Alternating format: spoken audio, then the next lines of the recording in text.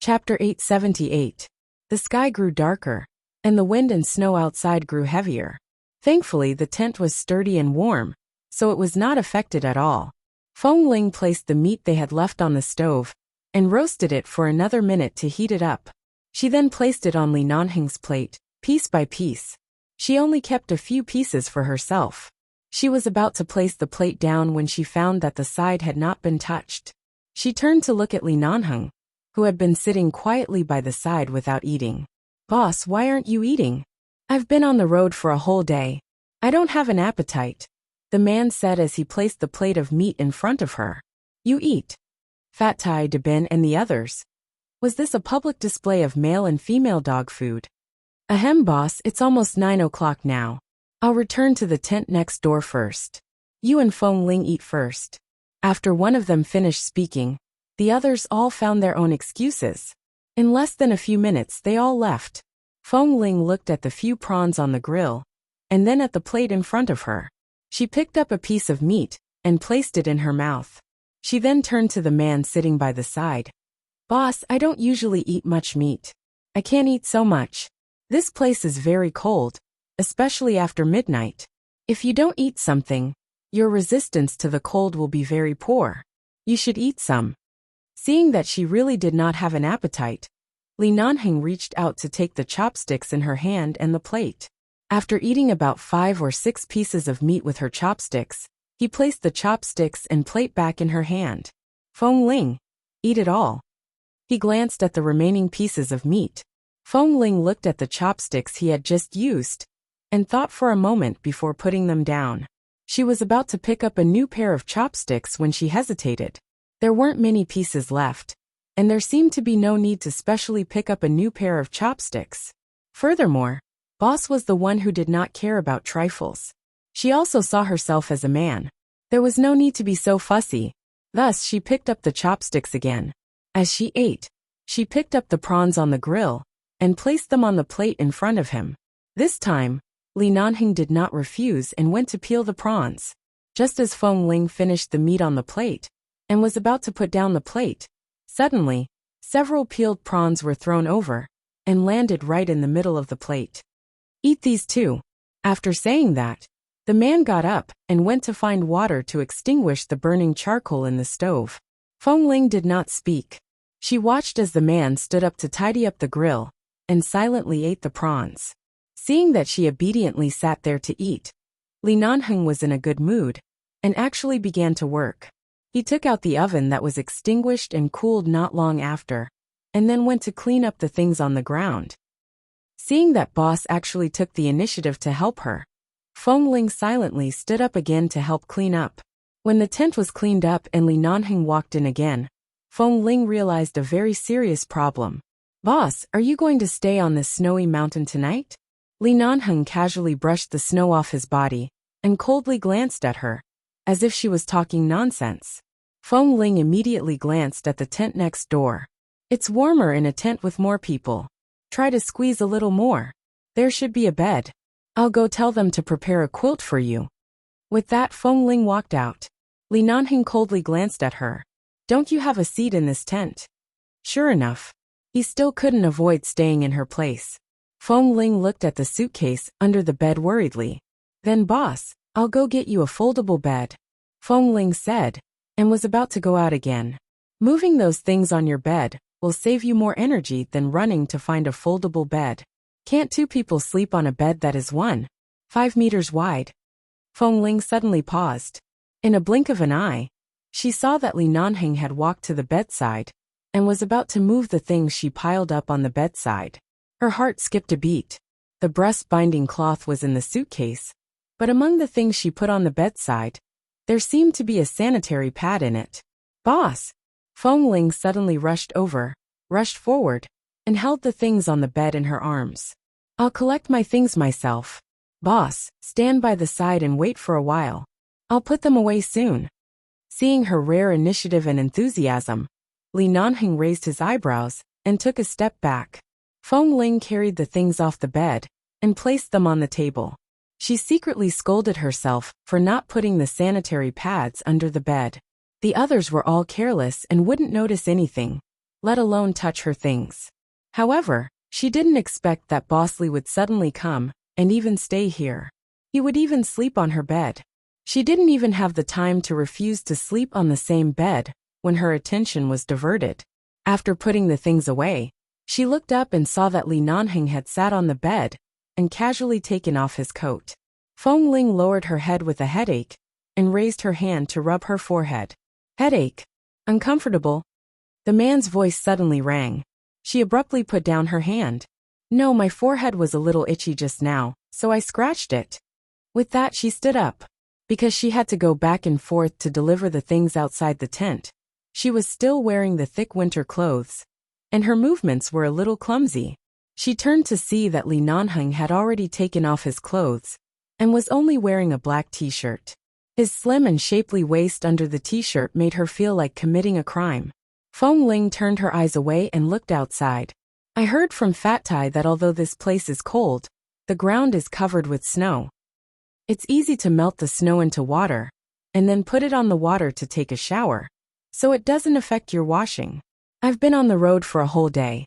You don't mind if I take a shower here, do you? Even though the man said so, he had already stood up and walked to the corner of the tent that was separated from the rest. There was a simple bathroom. Because it was for Feng Ling's own use, she made it very clean, and there were all kinds of toiletries. The man walked in and could vaguely smell the faint fragrance of shower gel, which was very similar to the smell on Feng Ling's body. He took off his shirt and walked out to find a towel, only to see that Feng Ling was lying on the ground by the bed and was about to touch the suitcase under the bed. She seemed very anxious and strained. Chapter 879. Feng Ling was surprised and turned to see the man who took off his shirt and came out. She thought he was going to take a shower and wouldn't come out in a short time. She quickly moved her hand away from the suitcase, glanced at the man's naked upper body, coughed, and said, "Boss, I'm looking for clothes for you to change into." "No, I brought some." The man turned around and walked to the table. He picked up a black bag with unknown contents and took out a new t-shirt and a pair of loose and comfortable shorts from it. Feng Ling's eyelids twitched. It turned out that the bag he took down when he asked Fat Tai and the others to get the oven was filled with clothes for him to change into.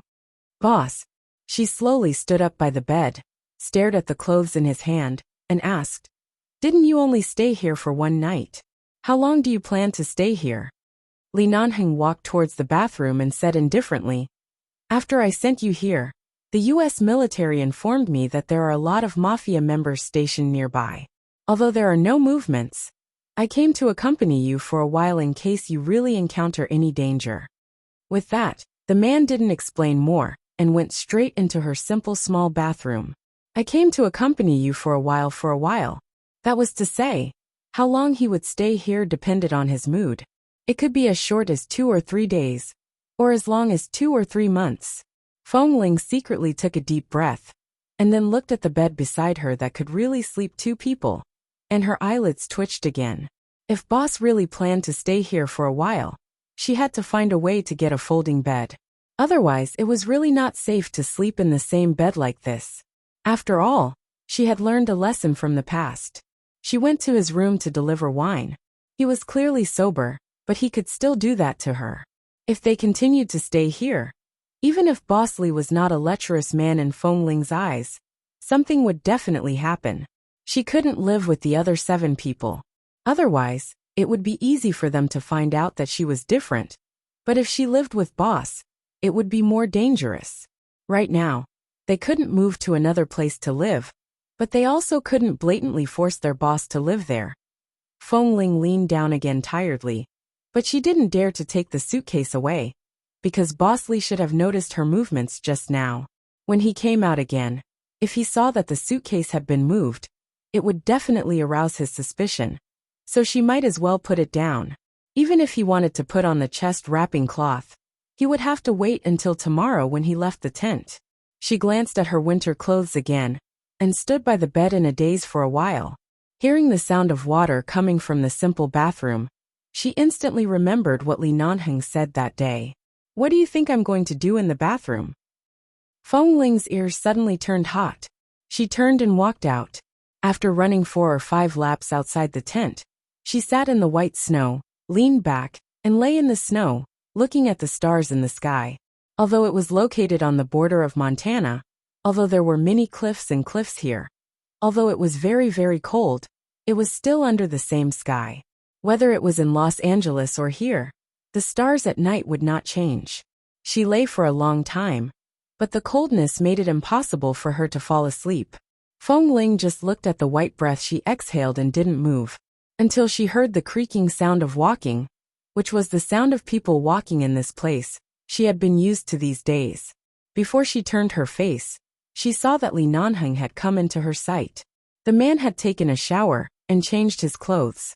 He was only wearing a slightly thick black uniform and did not wear winter clothes. With his hands in his trouser pockets, he stepped on the snow and walked to her side, looking down at the boy lying on the ground. "What?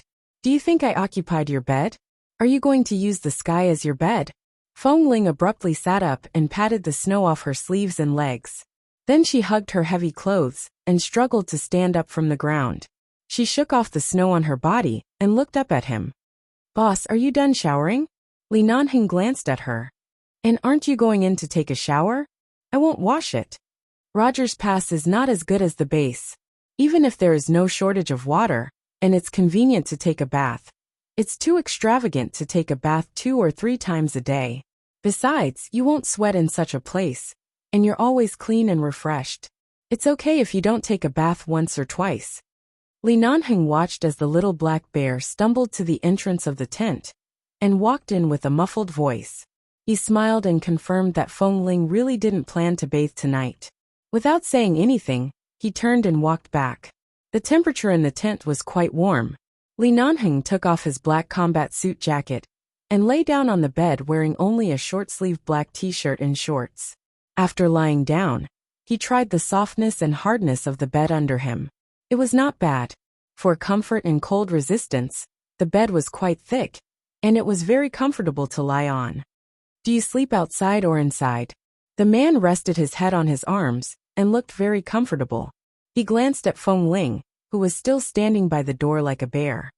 At first, Feng Ling thought he was referring to the outside or inside of the tent.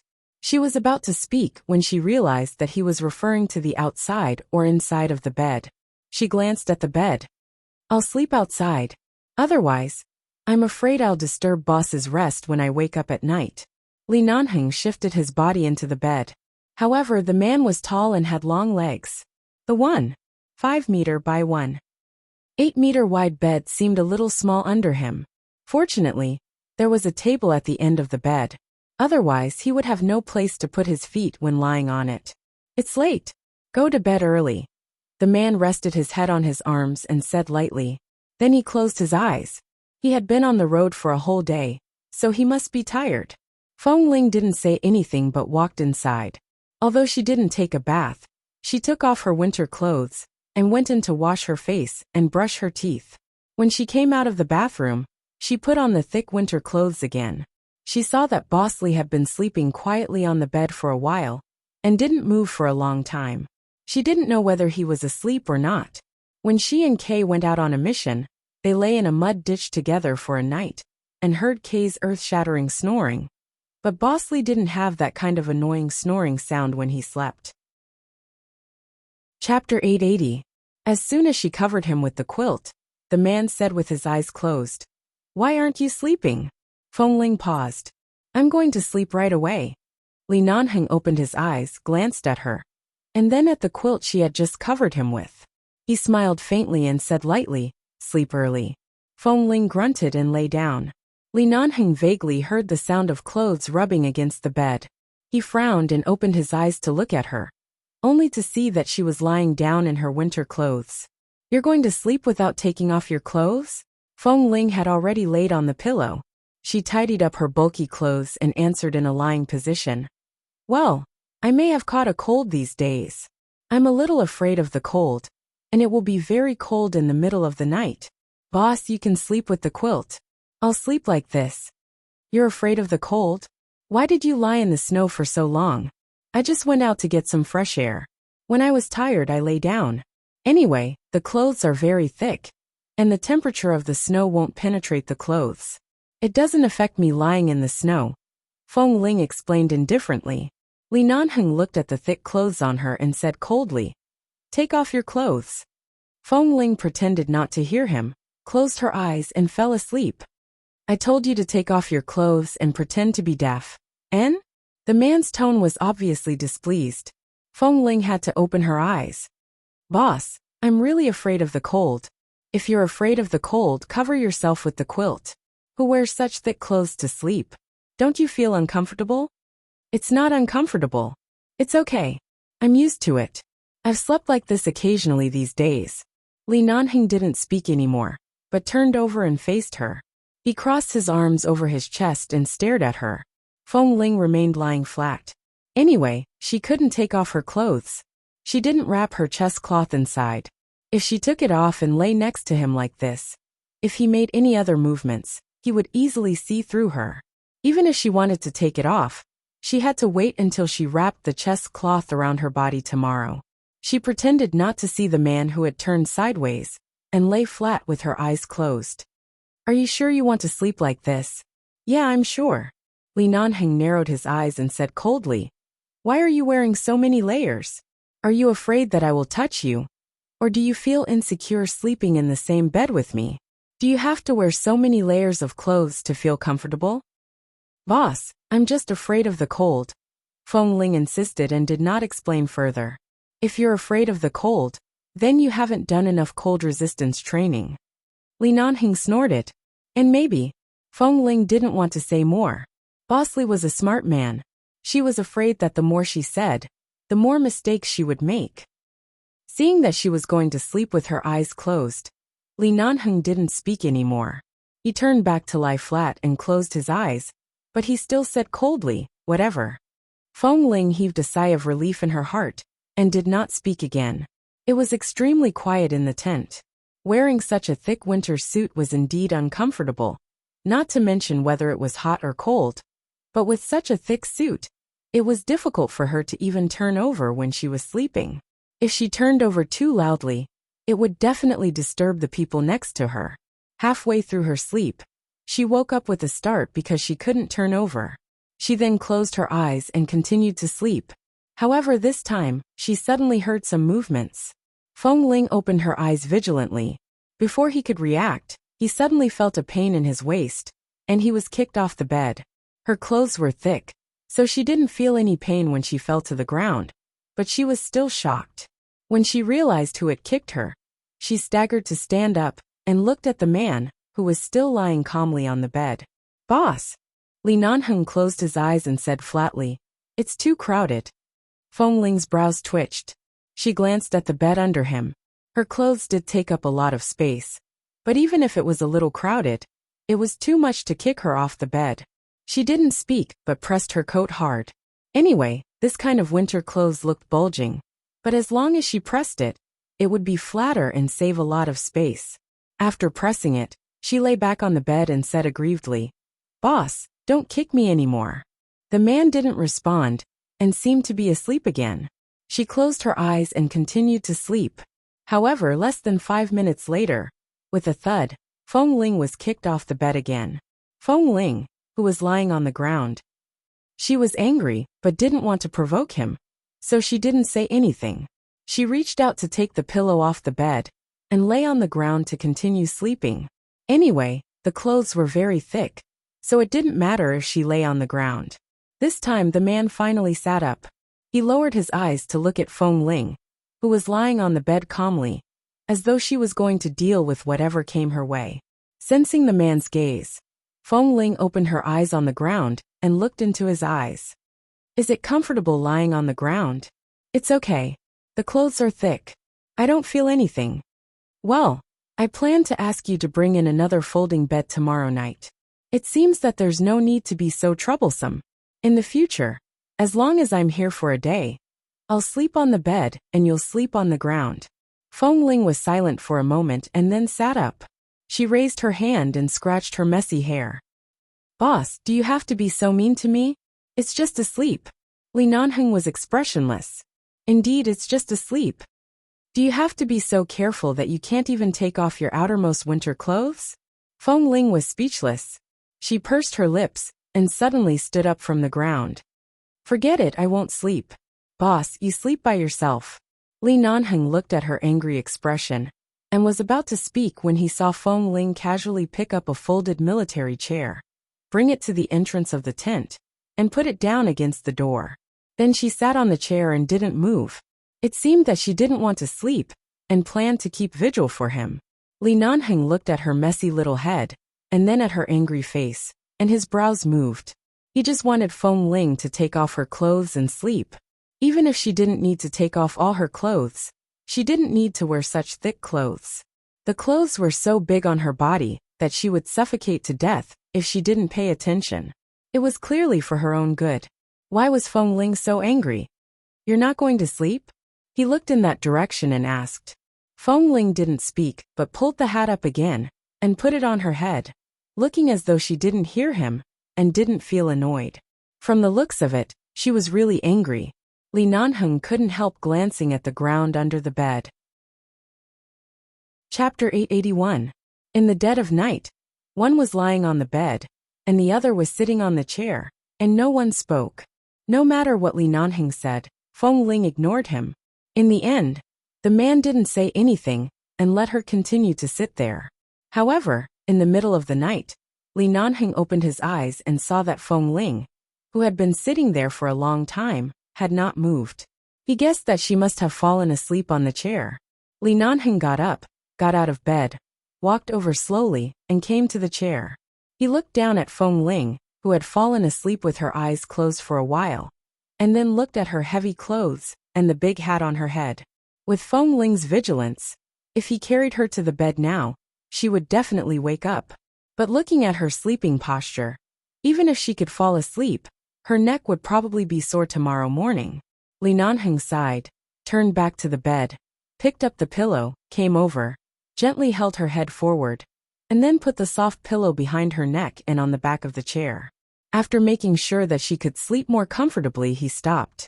Although the arrival of Boss Li brought them good food, their physical slack finally ended. Early the next morning, in the first training session after coming to Rogers Pass, the group of people was so cold that their faces and noses turned red. The point was that they were not allowed to wear cold-proof clothes, including Feng Ling. According to Boss Li's request, it was to prevent their physique from causing diseases in the low-temperature environment if they lived in such a place for a long time. So they must strengthen cold resistance training every day. The first day of training was only to take off the cold-proof clothes and stand in the snow and the wind, and snow wearing the down jacket inside. On the second day of training, they had to take off the down jacket until they could stand in the wind and snow in the vest for an hour. This kind of inhuman cold training was done in every country's army. But 11 Base was located in a hot place in Los Angeles, and they had not been exposed to such an extremely cold area for many years, so they were not well trained in cold resistance training. What Boss Li meant was that since the conditions of this place were so good, they could do cold resistance training. The group of people grumbled in their hearts, but they didn't dare to say a single word. After all, there was meat to eat by following their boss. If they really got frostbite, their boss would definitely take responsibility. They didn't have to worry at all. After 3 days of cold-resistant training, although at the beginning, everyone was covered in tears and snot, and their eyelashes were covered in a thick layer of frost, but after 3 days, they didn't even need to wear winter clothes when they walked out of the tent, and they were no longer as afraid of the cold as when they first arrived. After 3 days of training, Li Nanheng was not as devilish as he was in the base, so they could rest for the next 2 days. Taking advantage of the 2 days of rest, everyone insisted on finding a river to catch fish. The Bin had lived in the north since he was young. He described the fish caught from the river under the ice as having a lot of thick and delicious meat. This group of people was extremely greedy. Since they had nothing to do, they still wanted to find it. Feng Ling didn't want to go, but Li Nanheng was dragged away by the 7 people. Before he left, he also dragged her with him. Since Boss had gone, it wouldn't be right if she didn't go, so she had to follow a group of people to find a river to look for food. In fact, in addition to glaciers, There were many rivers around the Rogers Pass, but a few days ago, when they came down to look for it, they went in the wrong direction. This time, they directly brought an electronic map and a compass, found the location of the river, and began to study how to cut through the thick ice. The ice was much thicker than the ice on the mountain. They didn't have professional tools to cut through the ice, and the method of using salt to melt the ice was not particularly useful and time-consuming. But fortunately there were many of them.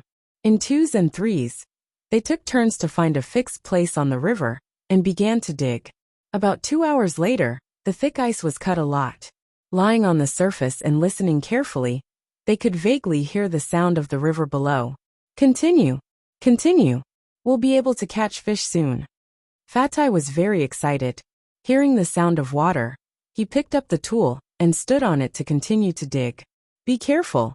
The layer of ice around here has already cracked a few places, because we've used too much strength. If you continue to smash down like this, it'll be dangerous if other places suddenly crack before this piece is broken. Someone beside him reminded him.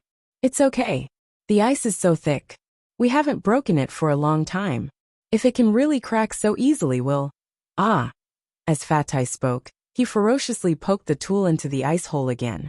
The moment he finally poked it open, before he could even rejoice, the ice under his feet, which already showed signs of cracking, shook, and his fat body instantly fell into the cracked ice hole.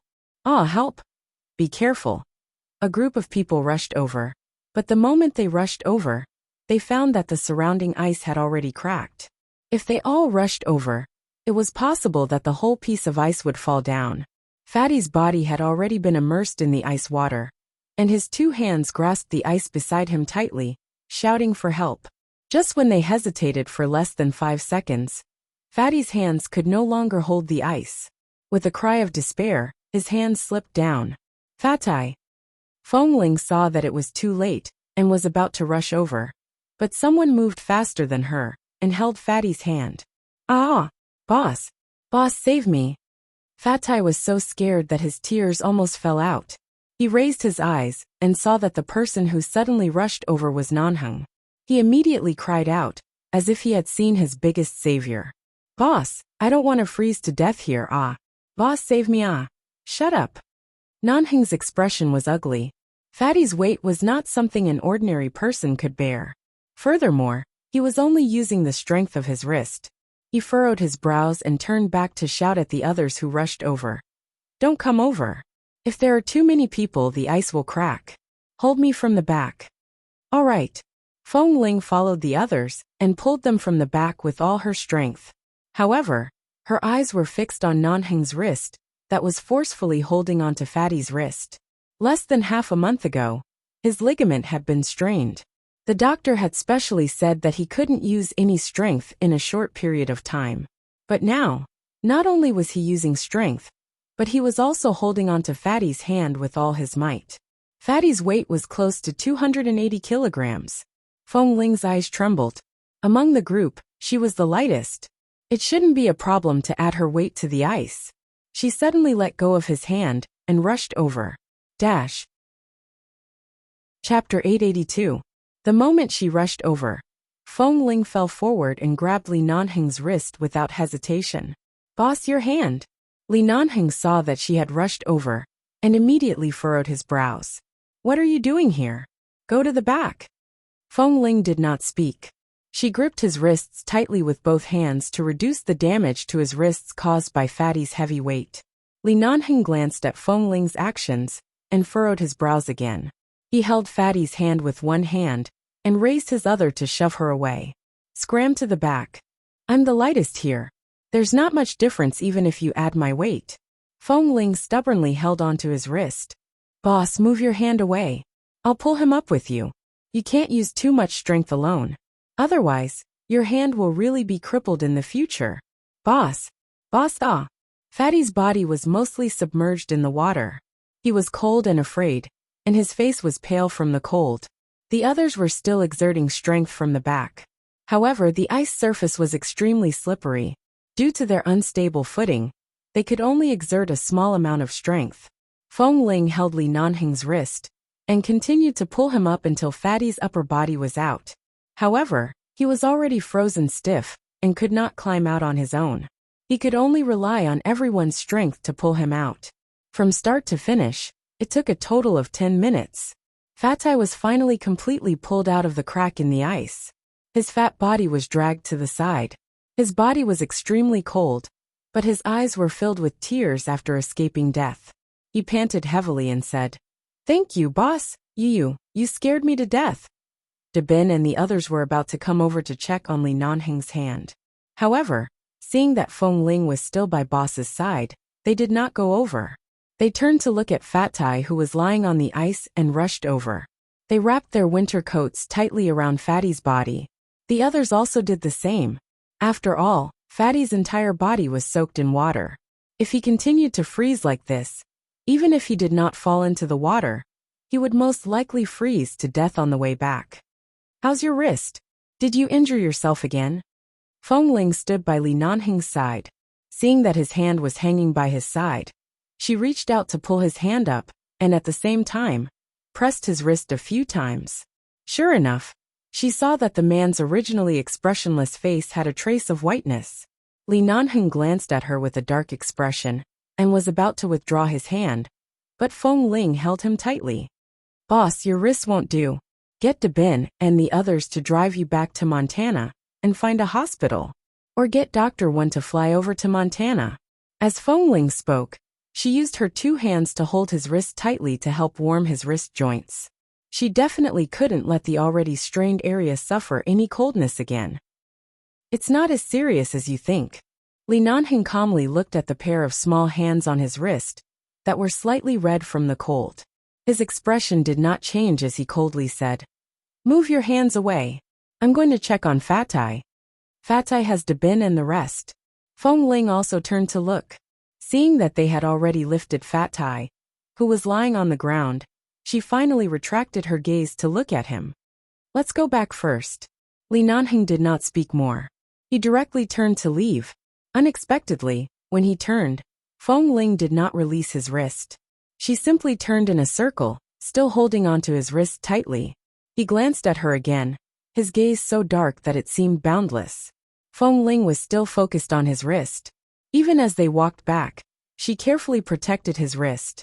As they walked, she tugged out a section of her wide and long sleeve and wrapped it around his wrist. Then, she hid both their hands in her wide sleeve. She kept holding on to him tightly as they walked back. If it weren't for the fact that Boss's wrist had been injured previously, Feng Ling would have thought that the two of them were secretly holding hands under their sleeves. This scene was harmonious no matter how one looked at it. However, Fatty was so cold that he was grimacing in pain.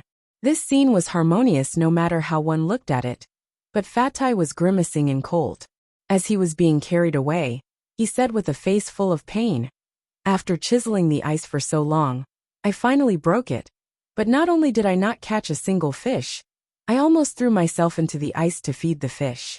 Am I going to become paralyzed from the cold just like that?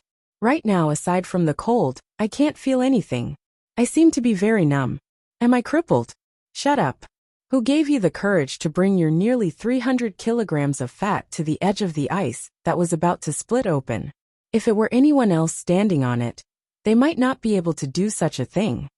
The brothers mocked him, but still carefully carried him all the way into the tent. Then they stripped Fatty clean from head to toe, wrapped the electric blanket around him, and wiped his limbs with a towel dipped in hot water. The group of men busied themselves, but they knew that at this time, with Boss by Feng Ling's side, they could not interfere, so they could only work around this pig. On the other side, Feng Ling pushed Li Nanheng into the tent. She directly dragged him to the bed and sat him down. Then she turned around to search for a long time. She remembered that the things they brought were only some daily cold medicine, anti-inflammatory medicine, and some frostbite ointment. There was no other medicine for injuries, and this kind of auxiliary medicine that could be used to massage and treat joints. Li Nanheng sat by the bed. His wrist was indeed very painful, but the situation was urgent. Even if he really had to cripple this hand, he could not watch as something happened to his men. He watched as Feng Ling anxiously rummaged through the things here. Seeing that she had lost her composure and was so anxious because of him, he didn't say anything and just sat by the bed to watch her. "There's no medicine." Fengling walked back. Her expression was not very good. "I'll call the base right now and have them send a helicopter over to pick you up." "There's no need. I've said it before. It's not that serious," Li Nanhing interrupted her. "It's been a while since I pulled my ligaments. Cold compresses are useless now, so I can only apply hot compresses. The effect of hot compresses is similar to applying medicine and massaging, but it will take a longer time. Bring me a hot towel, and the knee pad that Dabin wore today. Wrap it around my wrist. I'll be fine after resting for a while. It's not that troublesome." Chapter 883. Will this really work? She didn't really believe his words. Li Nanhing glanced at her coldly. "It's my wrist. How can I endure the pain? Just do what I tell you to do. Why are you talking so much nonsense?" Fengling. Oh, he was right. He couldn't possibly allow his wrist to be crippled just like that. She quickly went to get a hot towel for him, and then went to find Dabin to ask for the knee pad that automatically heated up. She didn't know where it came from. To her surprise, the knee pad really could heat up when placed in her hands. Fengling studied it for a while, and found that there was a hidden button with a battery inside. No wonder it could heat up. After taking it back, she wrapped the towel around Li Nanhing's wrist, and then wrapped the knee pad that automatically heated up outside the towel. She made sure that the towel would always maintain a suitable temperature. Not only could it be used as a hot compress, but it could also be used to fix his wrist in place to prevent the ligaments from pulling and injuring him again. Li Nanhing's wrist was seriously injured. In addition, although Fatty's life was saved, he had a serious cold and was bedridden the entire day. He had a fever and coughed, causing the people in the two tents to be extremely busy, especially when it was time to eat. They all came out to help each other, thinking of ways to make porridge and other light dishes. Li Nanhing was not as troublesome as Fatty. Although it was his right hand that was injured, every time it was mealtime, Fengling would take the initiative to come over. She would either give him a spoon so that it would be more convenient for him to eat, or she would simply help him pick up food and place it in his bowl in front of him. In the beginning, Li Nanhing said that he didn't need her, but after he got used to it, he didn't even need a spoon and waited for her to feed him. Fengling saw that his wrist was indeed in so much pain that he couldn't move. Although she felt that it was inappropriate, she still fed him. She treated him as a child in his 20s and fed him. As time went by, Li Nanhing even needed her help to put on and take off his coat. Throughout the day, aside from going to the toilet, Fengling helped him with almost everything else. Night fell again. Because of his wrist injury last night, Li Nanhing didn't take a shower. Obviously, he couldn't take a shower tonight either. Earlier, Fengling went to the tent next door to check on Fatty. Fatty's fever had subsided, but he was still extremely weak. After soaking in the cold water for so long, and being frightened badly, it was likely that he would fall ill again. The other brothers were all watching over him day and night. After confirming that there were no major problems, Fengling returned to the tent here. As soon as she came back, she saw Li Nanhing unbuttoning his clothes with one hand and walking to the bathroom wearing only a t-shirt. Fengling looked at his back in confusion and called out, "Boss, why are you going to the bathroom? It's not convenient for you to take a bath now. Can't you wash your hair without bathing?" Li Nanhing had always been a neat freak. He could tolerate not showering for a day or two, but not washing his hair was really uncomfortable. Fengling followed him to the bathroom door and watched as he buried his head in the sink next to the simple bathroom. He turned on the faucet of the makeshift water pipe with one hand and poured water on his hair with the other. "You're just going to wash it like that? What else?" Because he was bending over, his voice was deeper. It was a little guttural and a little hoarse. He closed his eyes and bent down to the sink.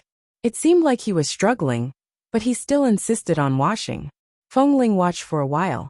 Li Nanhing was pouring water on his head when he heard Fengling's footsteps. In the next second, a pair of hands suddenly appeared in the water. She pulled his uninjured hand away and poured some warm water on his hair.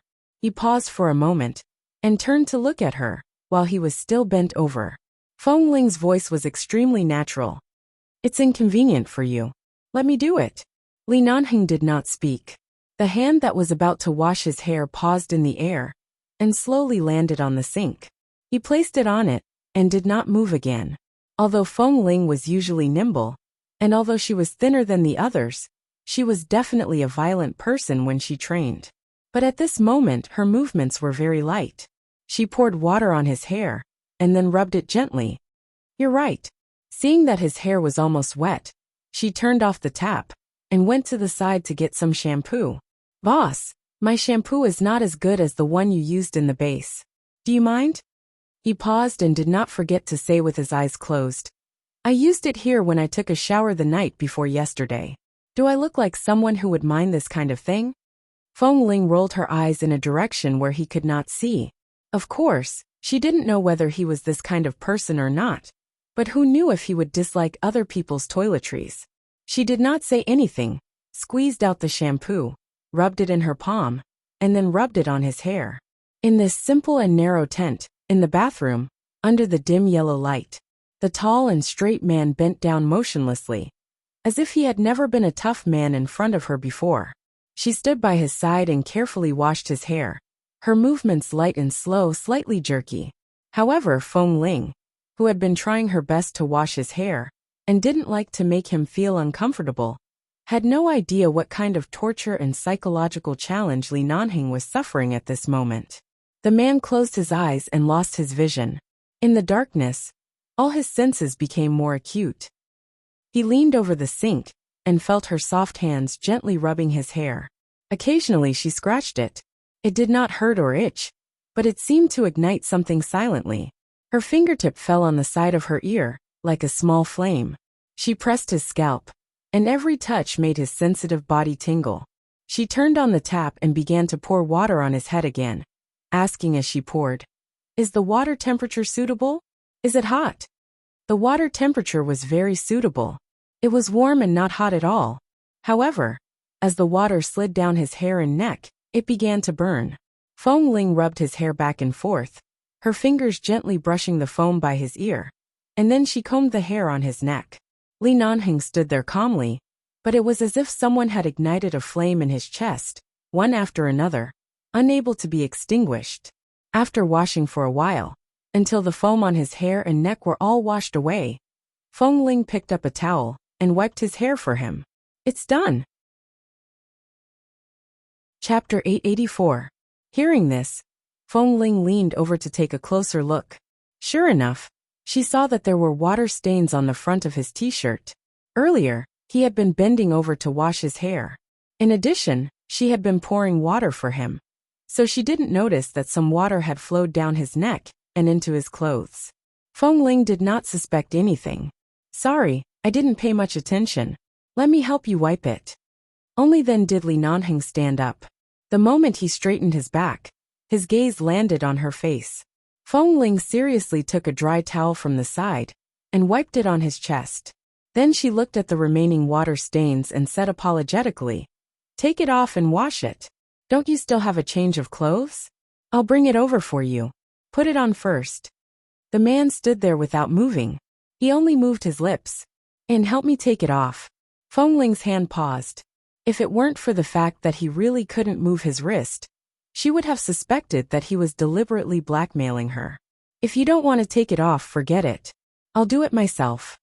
Without waiting for her response, Li Nanheng expressionlessly pushed her away. "Don't move. Let me do it." Feng Ling had no choice. She put down the towel, reached out, and tugged the man's shirt from his belt. Then she stood in front of him and almost pressed her entire body into his arms. She wrapped her arms around him and rolled up his shirt bit by bit. Then she closed her eyes and decided to go all out.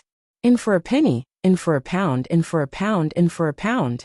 After helping him take off his shirt from his head, she watched as the man casually shook his hair, because he had just washed his hair. Her gaze faltered, and she abruptly turned to walk out. She went to find his change of clothes. It was still the tight-fitting t-shirt that he usually wore inside, but this one was dark gray. Usually he wore black, and occasionally he wore a white singlet. Perhaps it was because she rarely entered his room, She didn't see him wearing other colors often. Feng Ling brought the clothes in and saw that the man was standing there, bare-chested, waiting for her. It was as though waiting for her to serve him was a matter of course. She walked in and was about to hand the clothes to him when she saw the thing wrapped around the man's wrist. In the end, she walked over and helped him put on the clothes. The action of putting on clothes was the opposite of the action of taking off clothes just now. One was lifting up, while the other was gently pulling down. But basically, she was almost leaning into the man's embrace. After finally helping him put on his clothes, Feng Ling was about to step back. But she didn't expect that the man in front of her had been lowering his head to look at her. Just as she was about to step back, he suddenly took a step forward. She subconsciously took another step back, and the man took another step forward until her back was against the corner of the simple bathroom door. At the moment when there was no way to retreat, the scene that happened in his room that night caused Feng Ling's entire body to tense up. She rushed to avoid it, but the man leaned over as though he wanted to kiss her. She immediately turned her face away, and the man's lips only gently brushed against her ear. Li Nanheng lowered his head to watch her turn her head away. He gazed deeply at her and did not continue to do anything else. She raised her hand, thought for a moment, and pushed his waist. "Boss, if you can't stand properly, I'll help you out."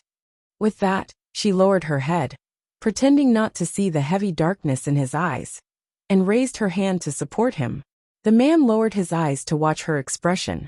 For a moment, he really wanted to kiss her, but considering that his wrist was injured, he still needed her to take care of him. If he really angered her, and she raised a gun at him in a rage, he might not be able to move her hand for a while. After all, one hand could not compare to two hands. No matter how thin Feng Ling was, her physical strength was trained by him. He knew very well whether she had the strength or not. He straightened up and did not continue to force her down. When Feng Ling was free, she helped him out. When she walked to the bedside, she suddenly remembered that he could not use any strength in his wrist. It was not like his leg was injured. Why should she help him? She abruptly withdrew her hand and raised her eyes to see the man sitting by the bedside looking at her with a faint smile. Feng Ling immediately looked away. "Boss, you rest first. I'll go to see Fatai." "Didn't you just go to see him? You're going to see him again?" "Ah, yes. I just went to see him." Seeing that she stood by the bedside and did not know what to do next, Li Nanheng did not say more. He raised his uninjured hand and casually tugged at his hair. He then said lightly, "Do you remember how when Leching massaged me at the entrance of the infirmary last time?" Feng Ling recalled. "I roughly remember." It seemed that it was mainly a simple action to promote blood circulation. It could not be too heavy or too light. She gently massaged the area where the ligaments were strained. "Then give it a try," the man said and raised his hand. "Feng Ling, you want me to massage you?" Li Nanheng raised his eyebrows. "This can speed up the recovery. Otherwise, when do you want to keep feeding me, washing my hair, and changing my clothes? If this continues, I'm afraid I'll have to accompany you to the toilet from tomorrow onwards." Feng Ling was silent for a moment before walking over and helping him untie the things on his wrist. She then looked at the man's wrist, which was slightly pale from being hot compressed for a day. There was no medicine or doctor. She didn't know if such a simple hot compress would work. However, seeing that he wasn't anxious or worried, she didn't say much. She only raised her hand. At first, she was still a little unfamiliar and rubbed his wrist for a while. At first, Li Nanheng seemed to be in some pain, but he did not say anything and allowed her to massage him. After 10 minutes, Feng Ling found the rhythm and direction of the massage. Although the expression on his face was not obvious, she could still see the pain and comfort on his wrist. She slowly massaged according to the rhythm of his comfort. Li Nanheng looked at her hand that had been massaging his wrist. After a while, he suddenly raised his other hand and pulled her to his side. "Sit down. I'm helping you. Sit down and massage." This sitting position was really too close. Feng Ling twisted her waist slightly and continued to massage him carefully. As she massaged, she raised her head to look at his expression from time to time. Only when she was sure that he was really comfortable did she relax. The man took advantage of her sitting position and glanced at her hair. He suddenly said, "Have you not cut your hair for a while?" Feng Ling's hair had indeed not been cut for a long time. She had been too busy recently and hadn't found the time to cut it. Right now, it was already longer than the length below her ears. It was indeed a little long. She responded and raised her hand to tuck her hair behind her ear. It was just a habitual action. The man watched her snow-white cheeks and soft white ears exposed because her hair was lifted, and his gaze darkened. Chapter 885. After sleeping in the same bed for the past 2 days, Feng Ling had more or less lost her vigilance toward Li Nanheng. As a person who rarely interacted with others, she gradually adapted to having people around her. But the only thing she adapted to was Li Nanheng's existence. The man's refreshing scent seemed to be mixed with something that made women instinctively feel safe. She didn't think too much about it. But when she was massaging him, she really didn't notice that the man next to her had been watching her. After rubbing for a while, her hands were a little sore. She helped him apply a hot compress again, and then got up to make the bed. Her movements were so natural that it was as if the two of them were an old couple who had slept together for God knows how many years.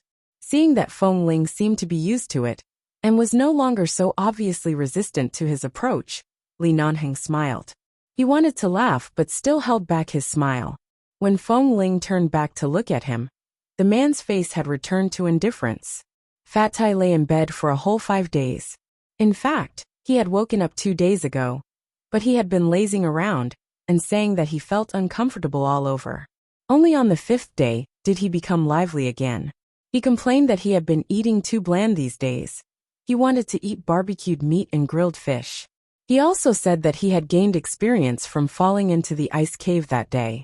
The next time he went to do it, he would definitely not stand at the side. He would keep a certain distance and angle away from it. The group of people originally didn't intend to think about catching fish anymore. After all, it was really too dangerous that day. Coupled with Fatty's matter, they all thought that Fat Tai would be traumatized. However, who would have thought that the first thing this damn Fat Tai did after getting out of bed was to eat? In fact, a large part of the ice layer had been opened that day. After working so hard for so long, they didn't catch a single fish. They were still a little unwilling, but they still didn't want to take the risk. However, not only did Fat Tai not feel traumatized, but he also took the initiative to dig the ice in the original position. The brothers discussed it together and decided to bring a rope this time to be safe. Feng Ling and Li Nanheng didn't go, but they believed that there wouldn't be any problems this time. After all, they were all trained in the base. They should have the instinct to learn from their mistakes.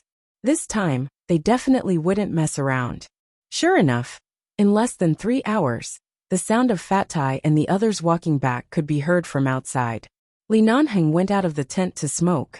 Hearing the noise from afar, he narrowed his eyes and looked back. A thin layer of smoke came out of his mouth. He saw the buckets in their hands, which were filled to the brim. Clearly they had a good harvest. Who would have thought that by stationing these kids here, they would learn another skill? Even the glaciers and snowy peaks could not starve them to death. Li Nanheng smiled and flicked the cigarette butt. He didn't go over and let them walk and dance happily and excitedly. At night, a sumptuous fish meal was unavoidable. Even Feng Ling didn't expect to be able to live a life with fish and meat in this kind of place. Even someone like her who didn't know much about food could feel a rare sense of happiness. Not to mention how excited Fat Tai was every day. On the 10th day after the 8 people of 11 base and Li Nanheng were stationed on Rogers Pass, someone from the base delivered the things they needed in time. On the 15th day after they were stationed at Rogers Pass, in the early morning, it was De Bin's turn to guard last night. He suddenly blew a hidden whistle that could only be heard within 30 meters. Only the people of 11 base understood this kind of hidden whistle. It meant that the enemy was approaching, and everyone should prepare immediately. Hearing the whistle, the people in the 2 tents opened their eyes almost at the same time. Even if they were sleepy, they jumped up in an instant. Within 5 minutes, they put on their clothes, hid their guns, daggers, and other weapons on their bodies, and ran out of the tent in unison. What happened? Li Nanheng walked out of the tent, glanced at the base members who were already standing in a row in front of him, and turned his eyes to Dabin. After following Li Nanheng out, Feng Ling didn't ask much and directly joined the line in front of him. They lined up neatly and were on standby. Boss, there's an ambush. As Dabin spoke, he turned to look at another snowy mountain diagonally across from them. There was no one on it, but from this angle, he could see a few faint footprints on it. No one would pass by this kind of place casually, and the construction team arranged by the U.S. military would not come here. Since last night, none of them had run to the opposite snow mountain. If there was really someone, if the other party wasn't lying in ambush or deliberately hiding, they wouldn't be so silent. I just got up to go to the toilet, but as soon as I walked out, I heard a very small signal flare. I immediately realized something was wrong. I looked around and saw footprints on the opposite mountain. The people of 11 Base had very keen observation skills. Even if it was far away, even if it was all white, they would still observe the surrounding terrain and situation before they went to sleep every night. Even if the footprints on the opposite mountain were not obvious, the high and low snow on the opposite mountain were already too obvious. Hearing this, Li Nanheng coldly glanced in that direction and didn't speak. He just signaled everyone to pay attention with his eyes, and then said indifferently, "The top of the snow mountain is the best place to snipe. Leave 5 people here and be ready to fight. The rest follow me down." No one spoke. To avoid alerting the enemy, they only nodded and signaled with their eyes. Feng Ling was supposed to stay on the mountain, but she glanced at Li Nanheng's hand and said, "Boss, I'll go with you. De Hu and Vite will stay." De Hu's long-range sniping skills are also among the best in that assessment. Although he didn't enter the sniper team, he is more stable in long-range shooting than me. I don't have a long gun here, so I can't be as stable as him. Li Nanheng knew what she was thinking. He glanced at her, gave De Hu a look, and then called Fatai Dabin to go down with him. Feng Ling quickly followed. The group followed a small path that they had discovered 2 days ago and descended the mountain. There was only one river under the 2 snowy mountains, and it just so happened that this river was the one that Fatai and Dabin often took a few days ago. They were already very familiar with the terrain of this river. After giving each other a look, they directly approached the opposite mountain along the edge of the cliff, which was the most suitable place for hiding. This group of people was also very shrewd. They could only be evenly matched when they stood on high ground. If they attacked from below, they would only suffer a great loss. However, if the 2 sides confronted each other across the mountain, it would not be a good thing for them. Firstly, their camp would be destroyed, and secondly, they could not completely win. Chapter 886. As expected, the moment they circled around the foot of the mountain, Feng Ling abruptly reached into her pocket and entered battle mode. Fatai and Dabin also entered battle mode at the same time. Li Nanheng walked at the front. The moment a figure suddenly appeared in front of them, he opened fire. The other party did not dodge in time, and was shot in the shoulder. However, he still persisted in raising his gun to shoot at them. "Go!" Dabin shouted from the back. Feng Ling stepped forward, raised her gun, and quickly shot forward. The gangsters hiding at the foot of the mountain all retreated, and did not dare to show their heads again. In the few seconds that passed, she rushed forward and grabbed Li Nanheng's right wrist. She was about to tell him that his hand was injured, and ask him not to rush forward. But she saw that the man's left hand did not seem to have any problems holding the gun. Seeing that he was not affected by the injury, Feng Ling finally released his hand. She was about to rush forward when she suddenly saw Li Nanheng raise his hand to block her. She turned to look at him. The man expressionlessly gave her a look. Although he did not speak, she immediately understood his meaning. She nodded and took a step back. She then changed her angle and looked toward the corner at the foot of the mountain. Fatai and Dabin also cooperated and waited quietly at the back.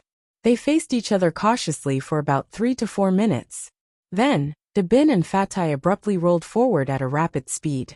The moment the 2 figures rolled forward, the other party was about to fire in the direction of the ground. Feng Ling kicked toward the thick layer of snow by the side. The snow flew into the air and scattered toward the people in the corner. Taking advantage of the moment when they were blinded by the snow, Fat Tai and Dabin jumped up and raised their guns to shoot 2 of their heads. This time, there was no longer a corner to block them. When they charged forward, they saw that there were more than 10 people hiding below. This meant that there were quite a number of people on the top of the mountain. Feng Ling and Li Nanheng joined the fierce battle. Li Nanheng's right hand could not move. Feng Ling held the gun with one hand and slid the thick ice and snow under the mountain wall with the other. The cold frost and snow affected the vision of more than a dozen enemies and instantly turned the disadvantage of the unequal number of people into a state of equal strength. The sound of bullets rang incessantly from the foot of the mountain. At the same time, gunshots could be heard from the top of the mountain.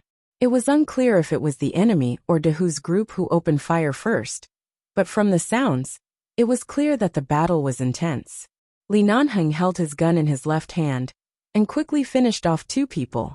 2 of them were even in the arms and legs of the other 2. With Fat Tai and Dabin's cooperation, only 4 or 5 of the people hiding below were left.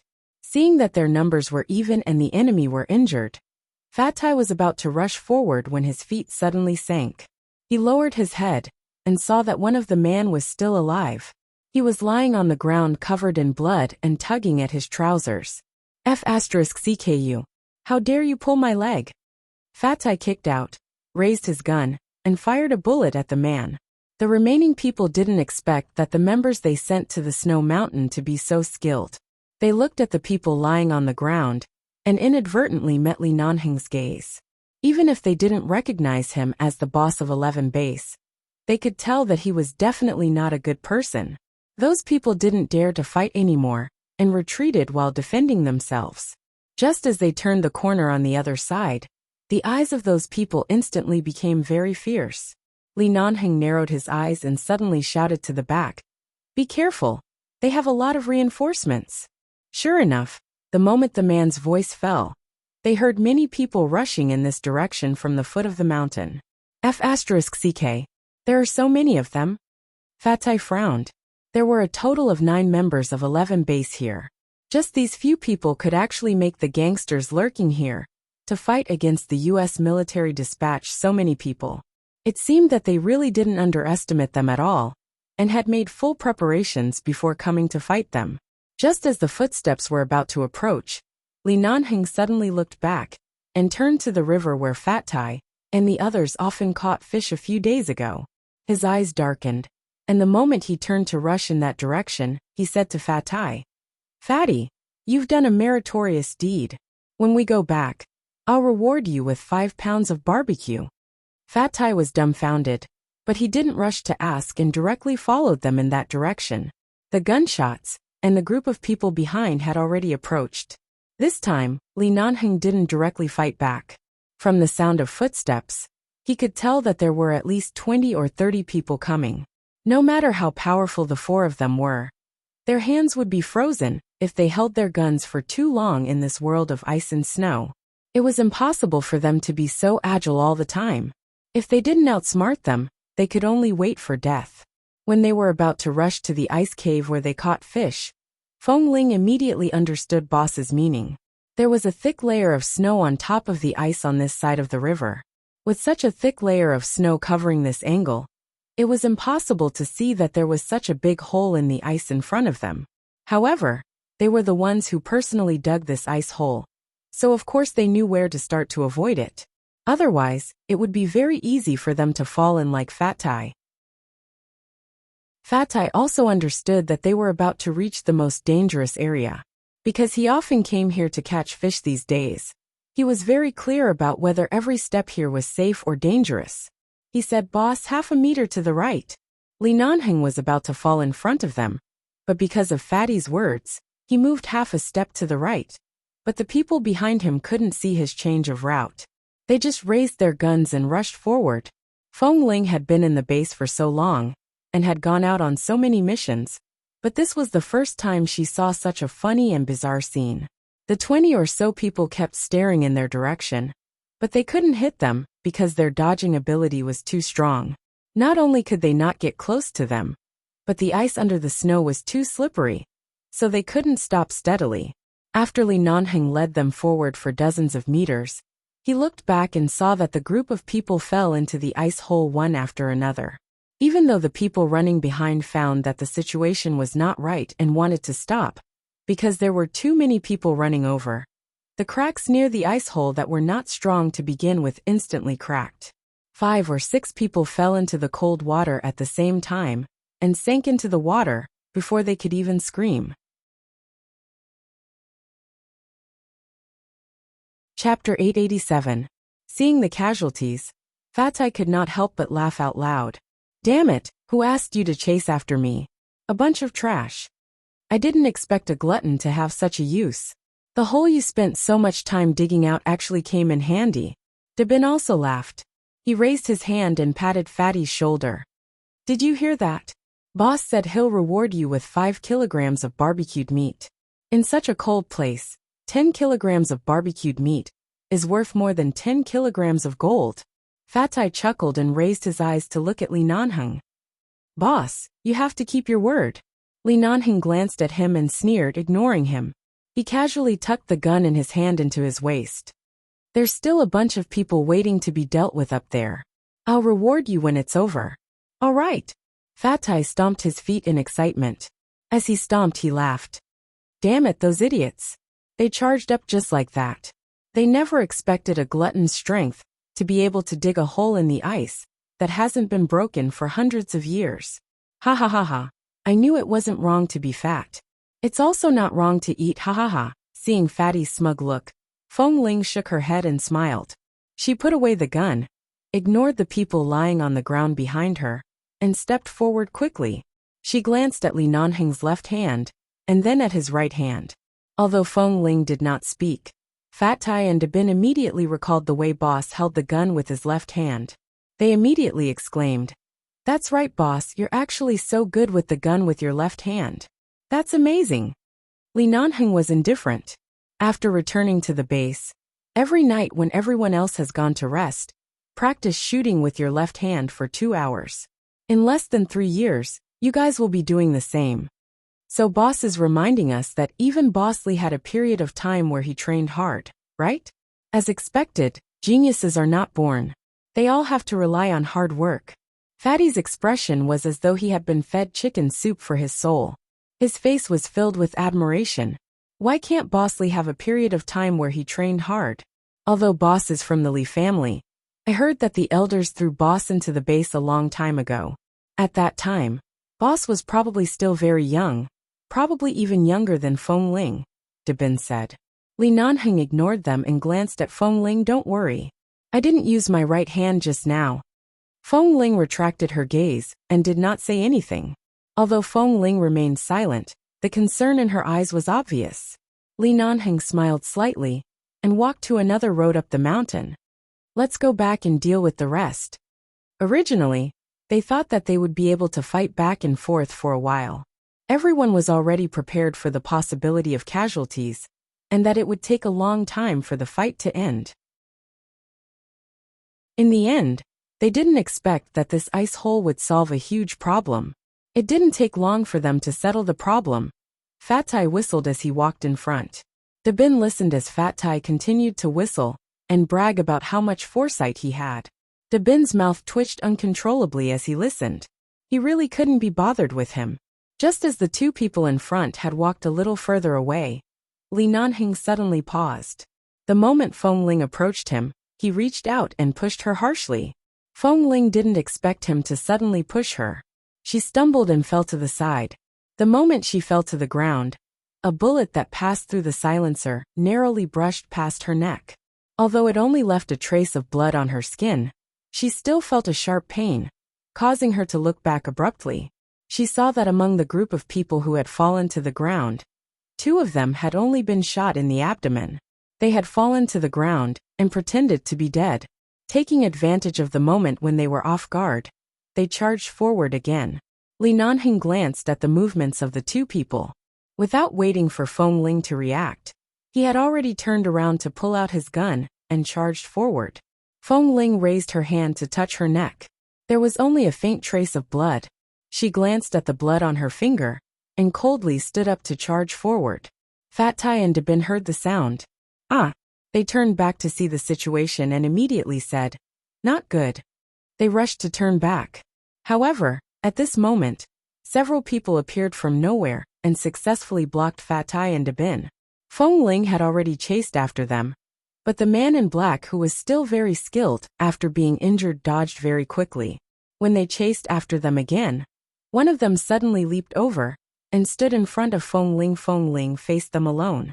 From the corner of her eyes, she saw that Li Nanheng was chasing after the fastest person. She couldn't help but frown. No matter how skilled he was, his right wrist was still a temporary weakness. If that person found out that his right hand could not move, it would be bad. Feng Ling quickly turned to avoid the bullet. She then abruptly leaped to the side and kicked the snow off the mountain wall. She turned around and fired at the man. However, he actually dodged. On the other side, Li Nanheng saw that the man in the black suit was not only skilled, but he had clearly received professional training in ambushes. In just a few moves, the man had already begun to attack his right hand. Taking advantage of the moment when Li Nanheng's right hand dodged, the man shot the gun in his left hand onto the ground. At this critical moment, Li Nanheng knew that there were only a few bullets left in the gun. There was no point in picking it up. He only seemed to take 2 steps back. Taking advantage of the moment when the man raised the gun to attack, he kicked the gun from the ground. However, he did not place it in his hand. Instead, while the gun was in mid-air, he viciously kicked it forward. The butt of the gun slammed into the man's face. Taking advantage of the moment when the man closed his eyes in pain, Li Nanheng leaned forward and charged forward. He bent his left arm and viciously struck the man's abdomen. Just as the man was about to fire at his back, Li Nanheng raised his head and viciously knocked his chin. He forcefully reached out to grab the man's wrist and snatched the gun from his hand. He then sneered and glanced at him with a "Brother, I understand you." The weight of the gun was obvious. He didn't have many bullets left. The man flew into a rage out of humiliation because of his gaze. The two of them had no weapons on the ice of the river and directly engaged in a hand-to-hand fight. However, Li Nanheng's movements were fast and accurate, leaving the man with no chance to resist. However, he had just suffered a loss in the ice cave. As he retreated, he deliberately stepped on a piece of ice that had been melted by blood. He then slid back harshly.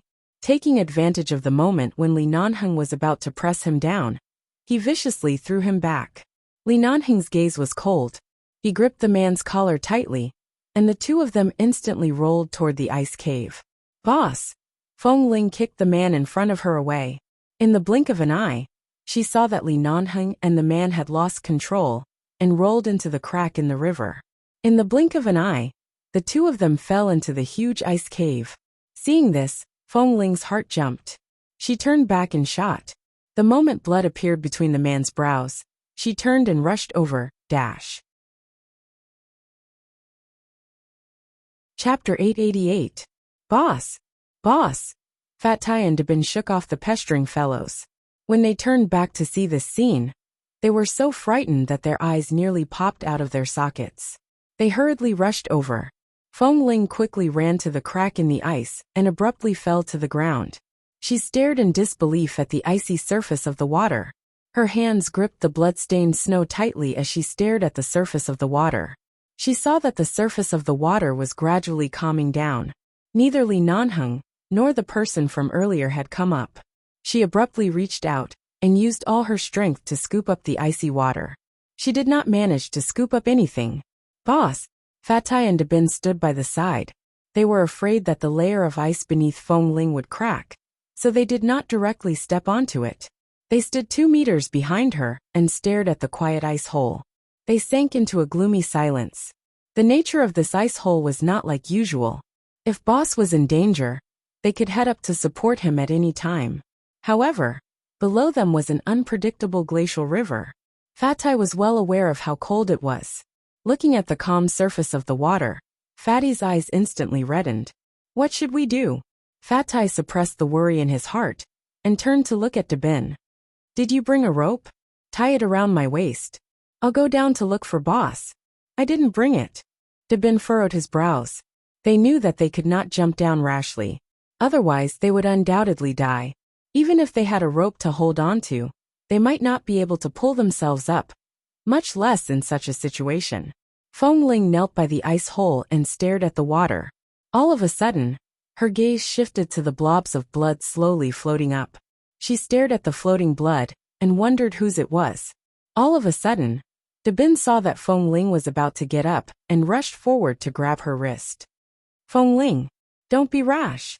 Feng Ling did not speak, but stared at the ice hole in front of her. Looking at the blood on it, she frowned.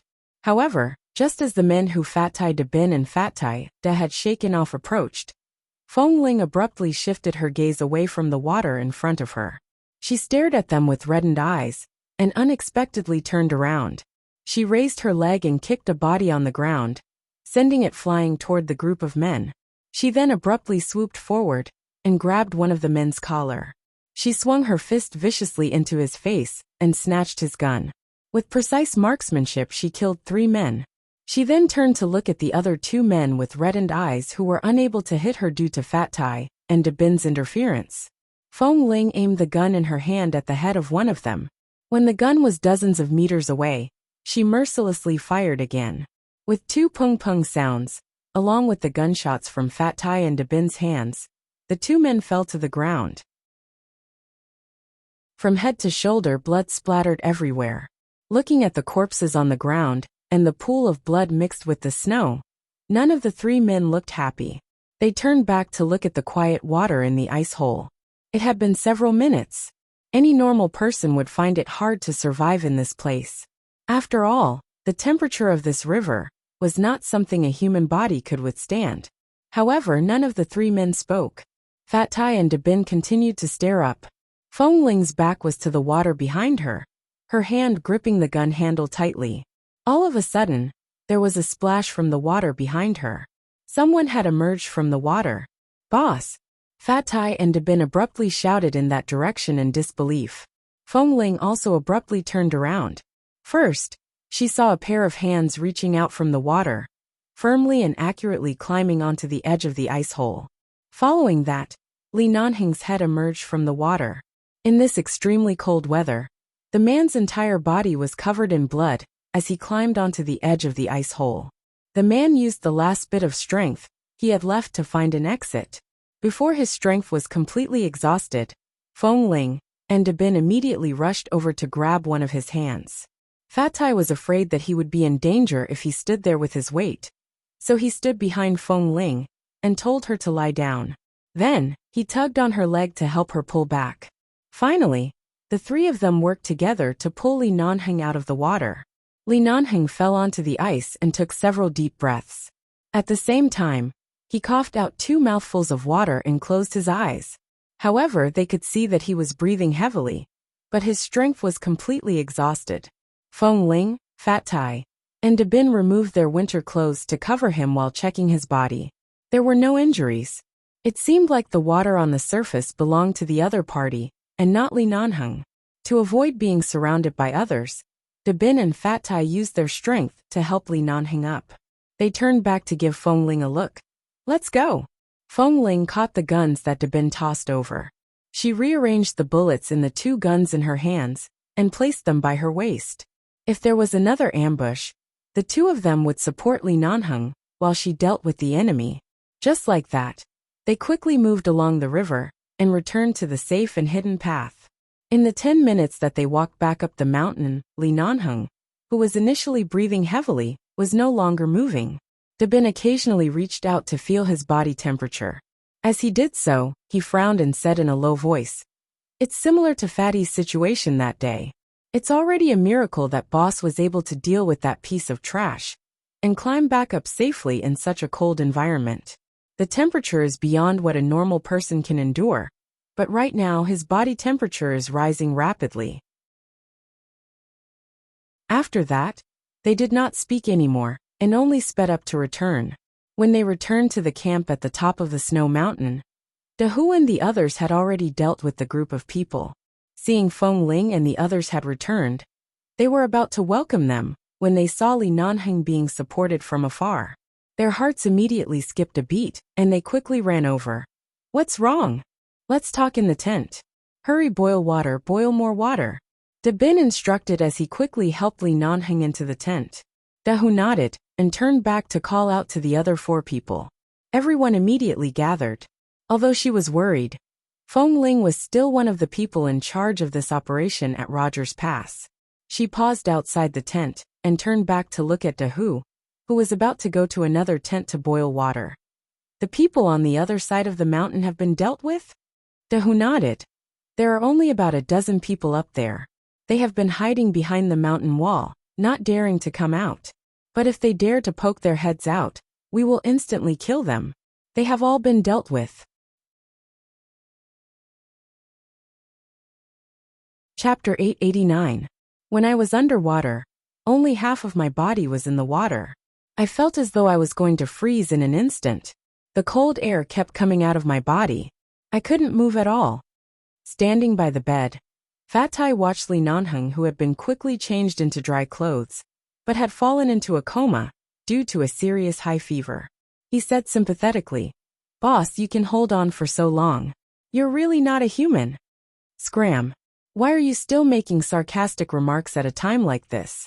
Da Bin scolded him. I'm not being sarcastic. I'm just saying that I understand how uncomfortable Boss is feeling right now.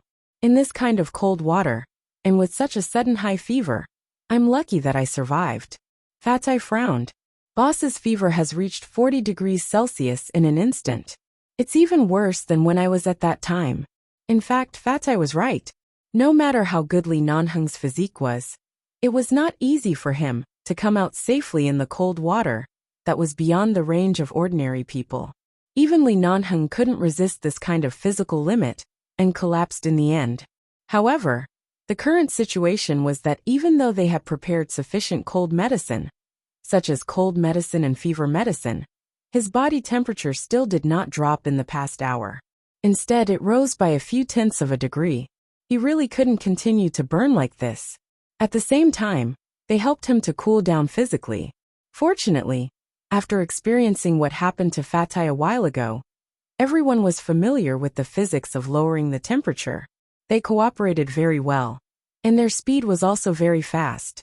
Because they were the ones who had taken care of Fatai, they helped Li Nanheng change his clothes, quickly wiped his body, and did not ask Feng Ling to intervene. Seeing that they were taking care of Boss, even though Feng Ling couldn't feel at ease, she trusted them very much. They had just finished dealing with those people, and couldn't gather everyone in the tent. Feng Ling went out, and reported the situation to the base hall, using the only cell phone that could temporarily contact the base. She also asked Dahu to go down with her to count all the corpses at the foot of the mountain, and on the opposite side of the mountain, and then reported them one by one. When the sky was completely dark, Feng Ling and Dahu returned to their camp. The moment they returned, they saw that they were already busy preparing dinner. Everything was peaceful inside and outside, except for Li Nanheng, who was lying in the tent. How is it? Has Boss's fever subsided? Dahu quickly walked over and asked. One of the members, who was squatting on the ground and busy setting up the fire, shook his head. Dahu frowned. What should we do? Boss, don't collapse. With that, he turned back to look at Feng Ling. Feng Ling, contact the base's doctor. Before he finished speaking, Feng Ling had already entered the tent. Everyone else had already left. Only Fatai and Da Bin remained inside. Fatai sat at the table not far away, scratching his ears and cheeks in frustration and worry. Da Bin reached out to feel Li Nanheng's body temperature from time to time, but his brows were tightly furrowed. Seeing that Feng Ling had returned, Fatai stood up to ask, "Have you informed the base's infirmary?" "I have. They have already contacted the doctors in Montana to rush over. However, the entire city of Montana is snowy today, and the plane cannot take off. If they rush over in the snow, it will take at least dawn tomorrow or even longer," Feng Ling said in a low voice. "We can only think of a way to stabilize Boss's body temperature ourselves." Fatai had a high fever for 3 consecutive days. At that time, his temperature was 39 degrees Celsius. Right now, Boss's temperature is 40 degrees Celsius. If it goes any higher, he won't be able to endure it. Da Bin furrowed his brows. Furthermore, although Boss is unconscious, he hasn't completely fallen asleep. He should be feeling very uncomfortable. The coldness in his body has seeped into his bones, but his body temperature is still so high. If this continues, the extreme temperature inside and outside of his body won't be something an ordinary person can endure. But since the doctors can't rush over for now, we can only lower his temperature ourselves, Dabin said with a frown. Dabin continued, I just called Dr. Wan. Dr. Wan told me a few effective methods to reduce the fever. Let's try them all. The next day, early in the morning, Feng Ling, who had stayed by the bed for the entire night, abruptly heard some movements. She opened her eyes to see that Li Nanheng, who had been lying on the bed, had fallen to the ground. The glass of water on the bedside table had also fallen to the ground. She instantly understood that Boss had woken up and was probably drinking water. Feng Ling immediately stood up to help him up. Dabin, who was also in the tent, also rushed over to help. Boss, how are you? Feng Ling asked. However, the man did not respond. After helping him back to the bed, she could see that Li Nanheng seemed to be frowning in discomfort. Due to the high fever that had not subsided all night, his face and lips were pale and dry. Earlier, he had woken up due to thirst. When he woke up, it was only an instinctive thought. However, it was impossible for him to hold on for long. Feng Ling rushed to pour a new glass of warm water. She placed a straw in it and brought it to his mouth. As expected, when Li Nanheng frowned in discomfort, he would instinctively take a few sips when he felt the presence of the straw and water. However, he only had the strength to drink a few mouthfuls before he stopped moving. Feng Ling stood up and brought the spoon over. She slowly fed him spoonful after spoonful of water. When she had fed him more than half the glass of water, Dabin took a look at the thermometer and then shook his head at Feng Ling. It hasn't subsided, Dabin said. I'll call the doctors again. We've already informed them yesterday. It's an order from the base hall. Those doctors don't dare to delay. If they could come over immediately, it wouldn't have taken so long. As Feng Ling spoke, she picked up a cotton swab and dipped it into the water to moisten Li Nanheng's pale and dry lips. Such a high fever would cause a person's body to lose water very quickly. She had already fed him water several times last night, but right now, she could feel that because of his high fever, the water only stayed on his lips for a while before it immediately dried up. She had to continue moistening his lips like this, or else it would easily crack and bleed. Right now, what I'm most worried about is if the doctors don't arrive in time, with just the few of us. Chapter 890. I told you not to worry, but look at you. You didn't sleep at all last night. You just closed your eyes for less than an hour, and you're already starting again. Dabin watched Feng Ling moisten Boss Li's lips and sighed. Go rest first. Call Fatai and the others to replace you. There are so many of us. Let's take turns. It's fine. I can't sleep even if I lie down. Who can sleep with Boss's fever? That was true. Although the others were not in this tent, when Dabin went to the other side last night, they did not sleep well. Even when they lay down, they could not sleep well. They were all worried about Boss's condition. They could not all stay in this tent, because Boss would occasionally have difficulty breathing due to his high fever. It would be more uncomfortable if there were too many people. So the others could only wait next door and take turns to take care of him. Although Boss can't wake up, he can still drink water. I'll go make some porridge. Feed him some. Feng Ling nodded. On the morning of the second day after Li Nanheng fell into a coma, due to a high fever, a group of people were busy cooking porridge. It was difficult to feed porridge. It was not as easy as feeding water, but thankfully, Feng Ling was the most patient. Even if it took 2 hours to cook a small bowl of porridge, when it was cold, she would heat it up and feed it to him over and over again. In the evening, the doctor still hadn't arrived. They called the base, and the base was also very worried about the situation here. They said that they would check again, but in the end, the result was that they couldn't contact the doctor they had sent, and they had also temporarily lost contact with the base members stationed in Montana. At night, the base sent them a message saying that the base members and doctors had encountered an avalanche on the way here. All the cars on the road had been trapped. With the speed of rescue in Montana and the traffic conditions, they might not be able to rescue the trapped people even after another 48 hours. The base needed to send reinforcements, but the snowstorm would greatly affect the speed and quality of the helicopter rescue. In other words, in the next 2 or 3 days, even if the people of the base were here, it would be difficult for them to fly over. In addition, the doctors were trapped on the road of the avalanche, so they had to save them as soon as possible. The doctors only had a few cars, and they didn't have any auxiliary gasoline, food, or any other supplies to keep out the cold. Their lives were at stake, and there were several doctors in the cars, so they had to save them first. Even if Bosley was awake, he would arrange for them to save the doctors first. The snowstorm in Montana also affected the weather at Rogers Pass. Dark clouds covered the sky, and the temperature dropped several degrees. No one went out, and could only stay in the tents to keep warm. Just like this, Li Nanhing endured for 3 days. His body temperature dropped to 39 degrees yesterday, but it remained at 39 degrees and did not drop any further. He was still unconscious. On the afternoon of the 3rd day, Feng Ling, who had been taking care of him for 2 to 3 days, could not take it anymore. She was forcefully dragged by Da Hu and Da Bin to the next room to sleep. Feng Ling was indeed tired. After being forced to drink a cup of warm water and milk, she collapsed onto the bed and fell asleep. Although she had nightmares because she was still worried, she could at least rest for a few hours. She slept until 11 o'clock at night. It was quiet on the snow-capped mountain. When Feng Ling opened her eyes, she saw that there were people lying on the beds by the side. Everyone was asleep. She sat up and quietly got off the bed. She didn't wake them up, and then went to the tent where only she and Li Nanheng lived. When she entered the tent, she could vaguely smell the scent of white wine in the air.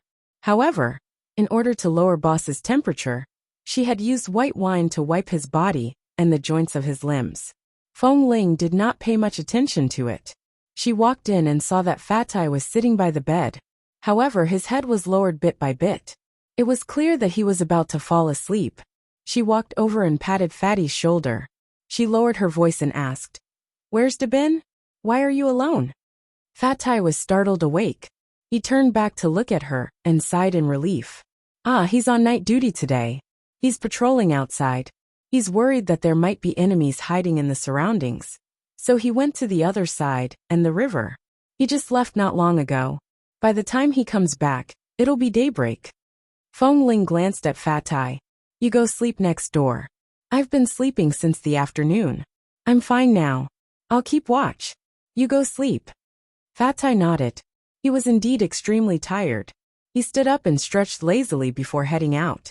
However, before he reached the entrance of the tent, he suddenly heard Feng Ling's surprised voice. "Why is there such a strong smell of wine? Did you wipe wine on Boss's body again?" Fatai paused in his footsteps. He turned back and chuckled. "No, I fed Boss a bottle of white wine."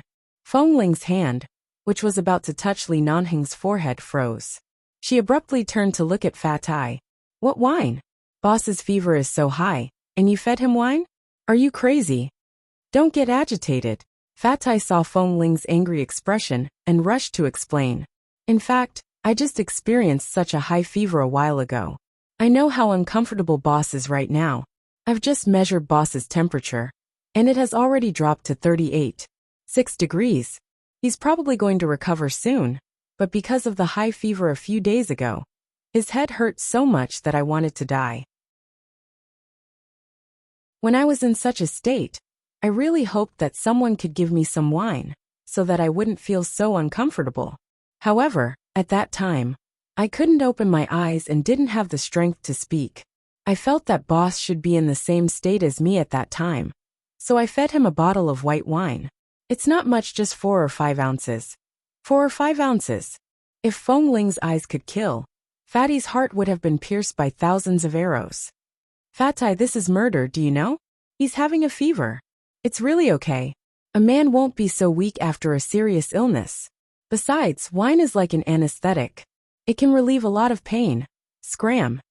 Feng Ling shouted angrily. Seeing that she was really angry, Fatai could only stop speaking. He wanted to explain, But when he saw that Feng Ling's expression was extremely ugly, he could only wait for Dabin to return tomorrow morning. He turned to leave the tent. Feng Ling sat by the bed with a cold expression. She touched the man's forehead and picked up the thermometer by the side. When she saw that it was indeed 38.6 degrees, she released a sigh of relief. However, when she lowered her head, she could smell the scent of alcohol on the man's body. She secretly rolled her eyes at the tent next door. Seeing Fatai smiling fawningly at her from the window of the tent next door, she angrily reached over and tugged the curtain down, blocking the view from the other side.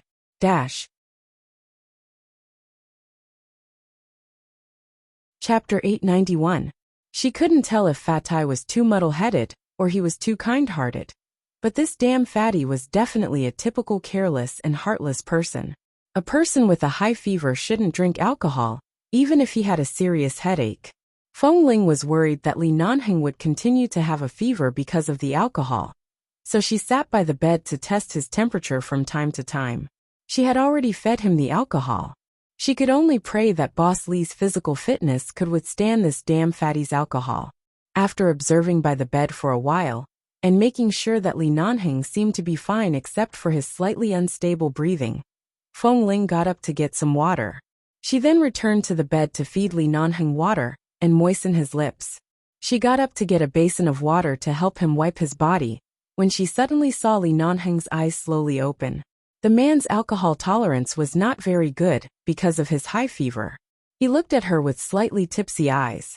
Seeing that he was awake, Feng Ling immediately leaned over to him in surprise and asked softly, "Boss, you're awake?" Li Nanheng did not speak. The moment he opened his eyes, he saw Feng Ling's face and the boy's slightly haggard appearance from taking care of him by the bed. He seemed to have lost at least 1 kilogram. "Boss!" Seeing that he had woken up but did not speak, Feng Ling looked at his eyes. She didn't know if it was because of the high fever or because he had been forced to drink, but he did not look very sober. Afraid that he would have a headache, she raised her hand and gently rubbed his temples. As she did so, she said, "Does your head hurt a lot? Do you feel better now?" The man still did not speak, and only looked at her from a slightly close distance. Feng Ling felt that he seemed to be looking at her, but also seemed to be looking at something else through her face. It seemed to be focused, but also seemed to be unfocused. Could it be that he had finally opened his eyes after being unconscious for many days, but in fact, his mind was not fully awake? Feng Ling hesitated for a moment, and was about to throw the towel in her hand back into the basin by the side. Just as she turned around, she suddenly felt her wrist burning. The man grabbed it, and she didn't know where he got the strength from. He just stared at her face, and without saying a word, he suddenly pulled her down. She was caught off guard, and she fell back onto the bed, lying on the man's chest. The towel in her hand fell to the ground because of her sudden movement. The basin next to her was knocked over by her leg, and the water spilled onto the ground. Feng Ling was startled. She was about to get up from his embrace, but in the blink of an eye, the man suddenly pushed her over and pressed her under his body. His eyes, which were slightly red and dark from the long period of fever and alcohol, stared at her. She didn't know how to describe his gaze, but it was like the gaze of a bloodthirsty wolf when it saw the food it wanted to eat the most. It was fierce, persistent, domineering, and greedy, adding a hint of sharpness. "Boss!" Feng Ling wanted to push him away, but the man directly held her raised hands and pressed them against the side of her head. His dark gaze locked onto her face. Feng Ling inexplicably sensed some kind of danger. She returned his gaze, and her brows immediately twitched.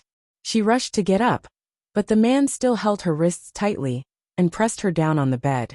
She struggled but found that she couldn't break free from a man who had a high fever for more than 3 days.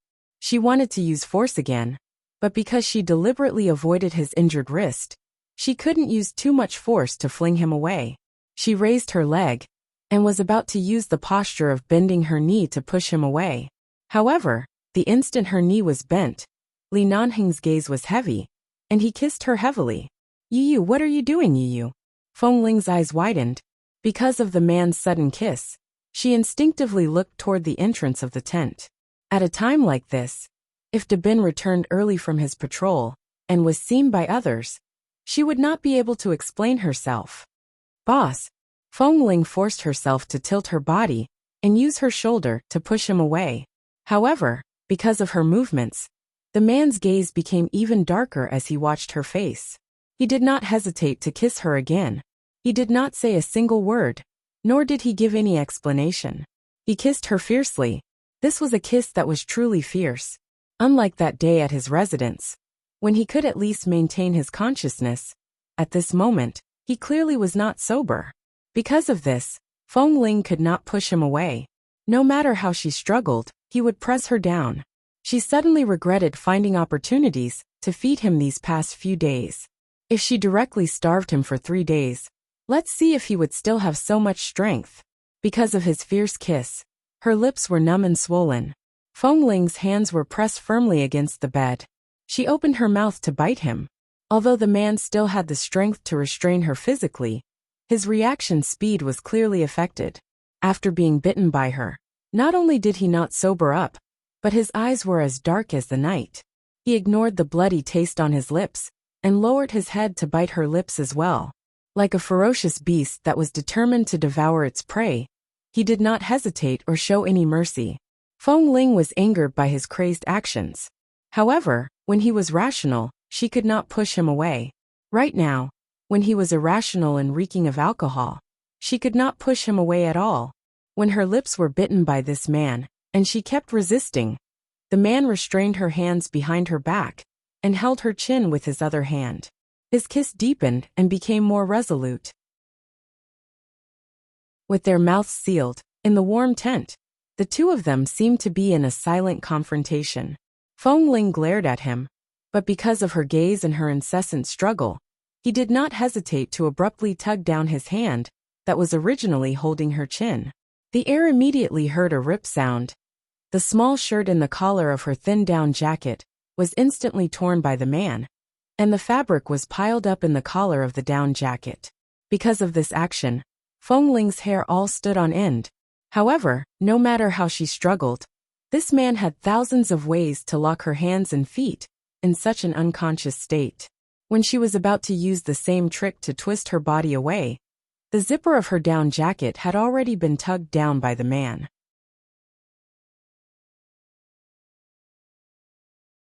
Chapter 892. Feng Ling's body instantly trembled. She didn't care if he was drunk or confused, nor did she care about the wound on his hand. She struggled to break free. This time, the man used even more strength to press down on her. He bent down and abruptly bit the edge of her chest-wrapping cloth. When the man lowered his head, his short hair brushed past her collarbone. She immediately trembled uncontrollably from the itch, as though all the pores on her body had opened in that instant. The man used his teeth to tear off her chest-wrapping cloth firmly and quickly. The moment her chest suddenly turned cold, Feng Ling felt that her head was about to explode. Li Nanheng.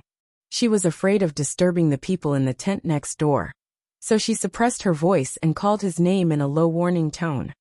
Don't go too far. However, Li Nanheng seemed to not hear her words.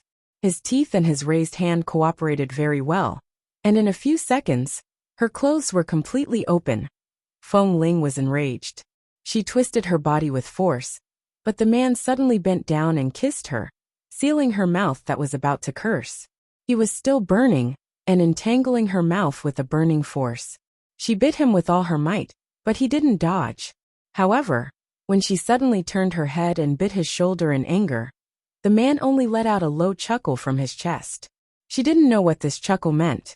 It seemed that he was in a good mood, but it also seemed to be mockery, and it seemed to have other meanings. In any case, when she heard it, she felt her scalp tingle. You really hit it well. The man's first words after he woke up were these 5 words by her ear. His voice was extremely hoarse. This hoarseness contained the haggardness of a high fever, but also some long-hidden desire that was boiling. Feng Ling's expression also stiffened because of his words. She turned her eyes abruptly, but the man took the opportunity to kiss her again. His hands were not idle. Unlike usual, he could at least maintain his rationality. Right now, he could not resist and directly pulled her pants. His clear purpose made Feng Ling's heart tremble. Damn it! Was this man crazy from the fever or drunk? Was he going to force himself on her? Or did this high fever make him so sick that he didn't even have the most basic politeness between people? You want to come here directly? Feng Ling couldn't push him away and could only bite his shoulder. However, before she could bite too hard, the man tilted her chin and kissed her deeply for a long time. Finally, the man's hand touched her unprotected body. Although he still had a fever, his movements were very fast. His hands and mouth were not idle. In an instant, he lowered his head and kissed her neck and collarbone. Whether it was the man's hands or his kiss, it was as if they were spreading a prairie fire on her body, burning her to the point where her blood began to boil. He was going crazy. In the afternoon, when she went to sleep in the tent next door, she only wore a thin down jacket over her shirt and a pair of pajama pants. It was actually very easy to take them off. After all, they were very loose and soft. The neckline of her shirt was originally very large. After he pulled it open, it was scattered on both sides of her body. Whether it was the visual effect or the impact of the sight of her chest wrapping being pulled open, it all stimulated the man's nerves.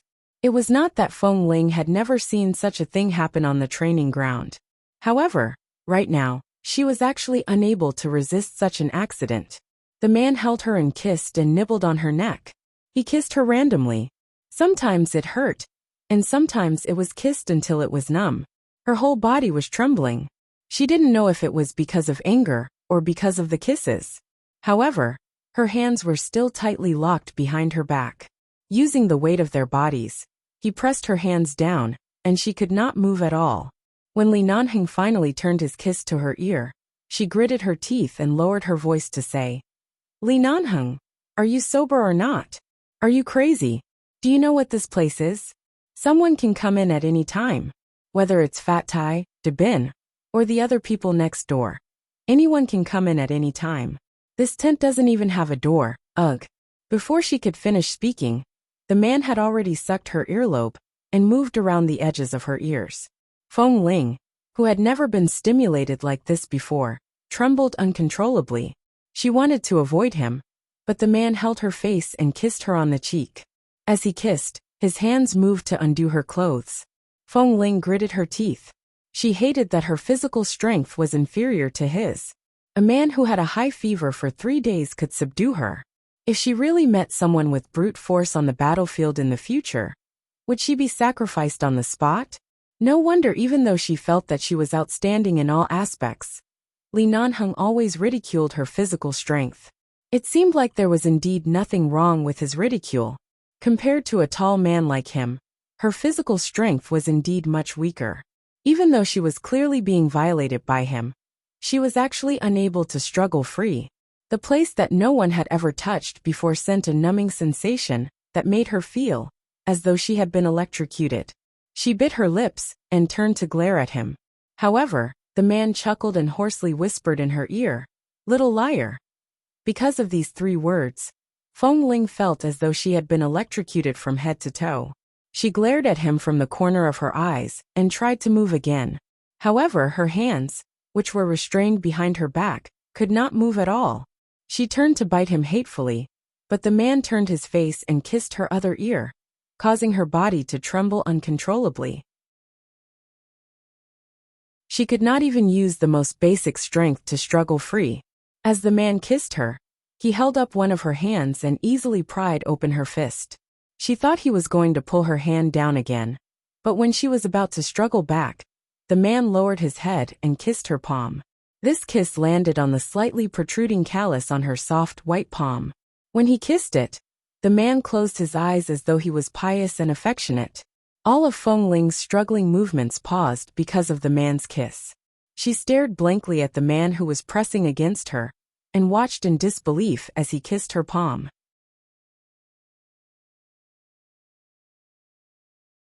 Chapter 893. Ever since she was brought out of the wolf's cave by those people at the age of 5, she had never shed a single tear. She didn't even remember what it felt like to cry. After so many years, it seemed like the last time she cried was when she was starving in the wolf's cave when she was 3 or 4 years old. At that time, she was skinny and couldn't eat her fill. She was young and didn't know anything. When she couldn't find food, she would cry. After that, she forgot how to cry. But right now, her eyes actually felt a little warm. It was clearly a thin callus on her palm, but Feng Ling felt that it was more sensitive than any other place. She wanted to retract her hand, but the man held her wrist tightly. This kiss lingered on her palm for a long time. When Feng Ling completely stopped struggling, he slowly kissed along her palm to her wrist. He kissed the artery on her wrist. Perhaps because of the artery, along with her violent heartbeat, he kissed it bit by bit, until the man's lips turned over. Feng Ling's hands instantly clenched the bedsheets under her, and her toes instantly straightened. It was as though the world had darkened, causing all the rationality in her mind to burn away in an instant. The last bit of instinct in her mind reminded her not to continue, and that she had to push him away. However, it was as though the man's warmth still remained in her palm. When the man kissed her, the pitiful gaze in his eyes was something she had never seen before. A child like her who had been raised by a wolf would one day be pitied by someone? Someone like her who had disregarded everything just to have a mouthful of hot food to eat, a warm bed to sleep in, and a good life, would also be treated so gently by someone. Would she be looked at like a woman, and even feel heartache in love? Even if it was only a thin callus, would it be treated as a trace of all the hard work and struggle in life? Would it be understood and felt heartache? She didn't know what kind of emotion was interfering with her thoughts, but she didn't move at all. She even forgot that someone might come into the tent at any time. However, the man didn't stop moving at all. Her hands kept gripping the bedsheets, and all kinds of thoughts kept circling in her mind. The man bit her lips hard because of the high fever. She couldn't help but suck in a breath of air. However, she couldn't even make a sound. She suppressed all the pain and sobs that were about to come out of her mouth. The alcohol was hot. The hope in the valley was burning hot. His body temperature was the same. The love and hate that had been buried in the base for so many years were awakened at this moment. Under the tent, under the dim light, the curtains would occasionally be blown up by the cold wind, and the small windows of the tent were completely sealed. No matter how the man moved, because his fever had not subsided, he did not sweat. However, Feng Ling's forehead was already covered in sweat. She clutched the man's arm tightly, and suddenly felt a sense of helplessness. She didn't know how to continue since things had developed to this point, but she still instinctively wrapped her arms around his neck, and felt the strong alcohol on the man's body. For nearly 2 hours, Feng Ling felt as though she was being cooked in a pot of oil, tossing and turning. In short, the first time she had sex with a man in her life was not very comfortable. Li Nanhing was not sober at all. After tasting the taste of ecstasy, he exerted more and more force. She did not even have the strength to bite him, let alone struggle. The man pinched her waist tightly, and did not stop moving. She clutched the quilt under her, feeling the man's passionate drunkenness and the burning temperature. For the first time in her life, she felt that her injury might be a little serious. And it was internal injury. When everything was over, there was still no sound outside. The man did not even have time to tidy up his clothes, and directly lay on the bed. He was still drunk. She didn't know if it was because he was tired after the illness, or because he felt refreshed after satisfying his desire. In any case, he just lay down and fell asleep again. Feng Ling endured the pain all over her body, especially the terrible pain in her lower body, and barely crawled away from the man. Because of the pain, she did not hold the bed firmly, and abruptly fell to the ground. She sat up and grabbed her torn clothes and chest wrapping cloth. She then picked up the down jacket, and wrapped it around her body. Although it was difficult, she still dragged the luggage out from under the bed, and took out new chest wrapping cloth and other clothes. She then tossed the torn clothes into the stove in the tent and burned them. She then staggered slowly into the bathroom, because she was afraid that De Bin would find something strange when he returned from his patrol. She endured the pain, and took only 5 minutes to take a quick shower. After putting on her clothes, she slowly walked out and looked at the man lying on the bed. After a long time, she finally went to tidy up everything on the bed. Thankfully, the bedsheets were black, and the bloodstain was hidden in the darkness and would not be discovered. She wiped the man's body clean, and pulled the bedsheets out from under him. This bastard had been suffering from a fever for the past few days. Everyone had been wiping his body to lower his temperature, so he was not wearing any clothes. She simply removed his pants and covered him with the blanket. Feeling that Dabin and the others would not notice anything, she finally let out a long sigh and sat on the bed weakly. Earlier, Li Nanhing was not conscious at all, regardless of whether it was the gentle kiss he gave her or the ferocity he displayed during that time. They were all based on his instincts. Thus, her first time was not treated gently at all. In fact, each time was more and more ferocious. She suspected that she might really be torn apart. Feng Ling sat by the bed. She felt that even the slightest movement would cause her entire body to ache. She turned to look at the man lying on the bed as though nothing had happened. Her gaze then shifted to the empty bottle of white wine on the table by the side. She raised her hand to touch her chest. Thinking back to how the man had used his teeth to tear open her chest wrapping cloth, Feng Ling felt her entire head heat up. However, Li Nanheng had already discovered it. Looking at the man's face, Feng Ling could not tell if he had fallen into a coma or was just sleeping. Would she be chased out of the base?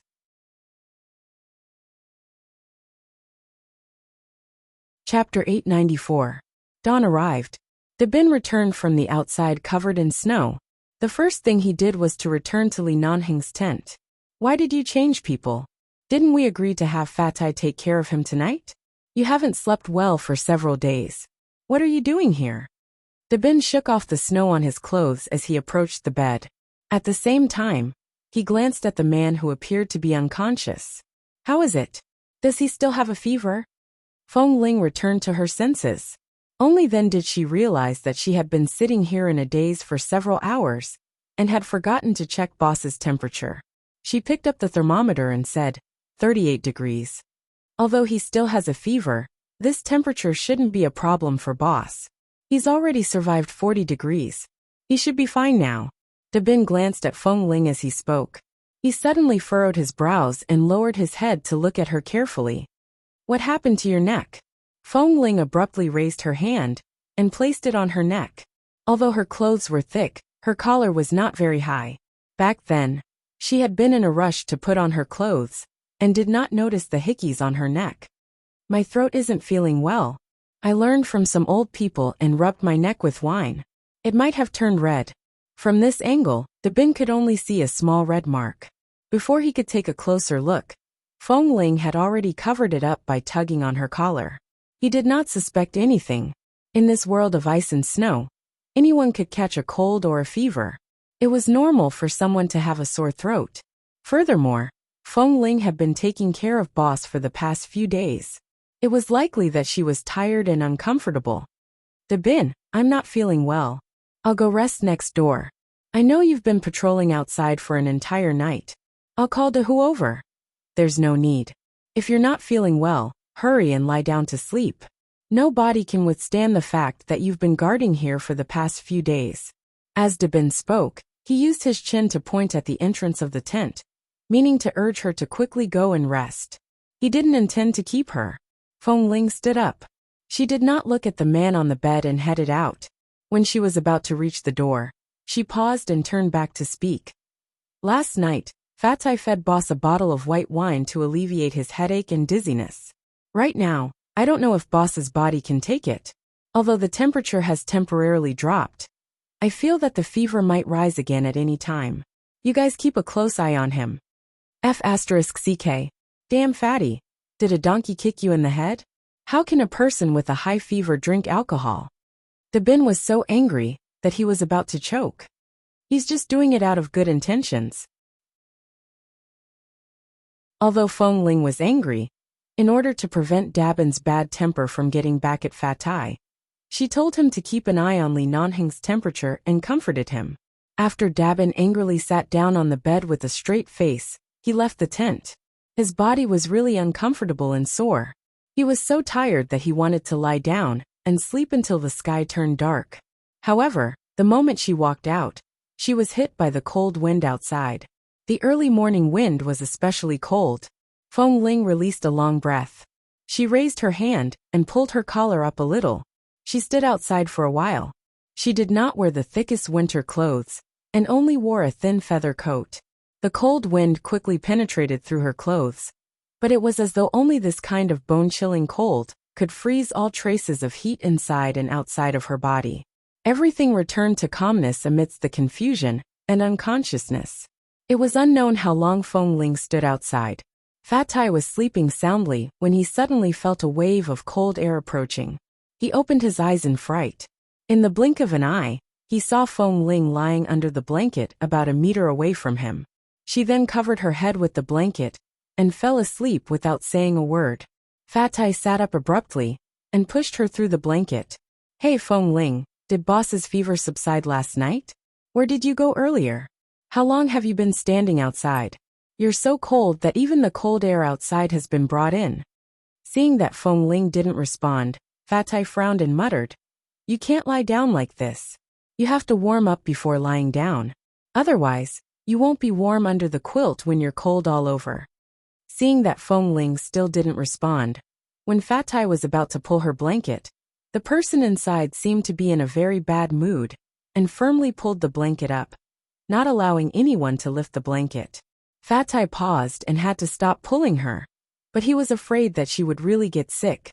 They had just come to Roger's Pass for a short time, but he caught a cold and had a high fever, and boss was still in a coma. If Feng Ling also got seriously ill, this place would probably leave a big shadow in their hearts, and they would never come here again. Fatai got out of bed and pushed the stove to the bedside closest to Feng Ling. After making sure that the blanket wouldn't be burned and that it could warm Feng Ling, he turned his head and motioned to the others, who were ready to get up, to lower their voices and let Feng Ling have a good rest. Everyone knew that Feng Ling had been taking care of boss these days and probably didn't have a good rest yesterday afternoon. They didn't expect that she would take care of him again last night. Even without Fatty's reminder, they consciously got out of bed and put on their clothes quietly, trying not to disturb Feng Ling.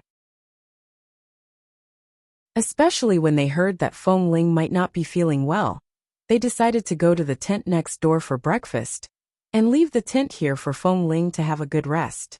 After Feng Ling fell into the quilt, she felt her numb head heat up, but she only closed her eyes and didn't move. She didn't want to talk to anyone and didn't want to say a word. In the afternoon, Feng Ling was a little drowsy and couldn't open her eyes, but she vaguely heard someone go back to the tent to get something. "What should we do? Didn't boss's body temperature drop a lot yesterday? How come his fever is back to 39 degrees? Boss's physical fitness and resistance are definitely the best in our base. Is this the legendary saying that he doesn't get sick for several years, and it takes a long time to recover once he gets sick? Of course not. It's all because of Fatai, that damned fatty, who forced boss to drink in the middle of the night. Boss hasn't woken up yet. It must have something to do with that bottle of wine. The alcohol content is so high, only Boss Lee's body can withstand it. If it were anyone else, Fatai would have committed murder. Boss has been sleeping for several days now. The water in the river is really terrible. Even boss can fall down, alas."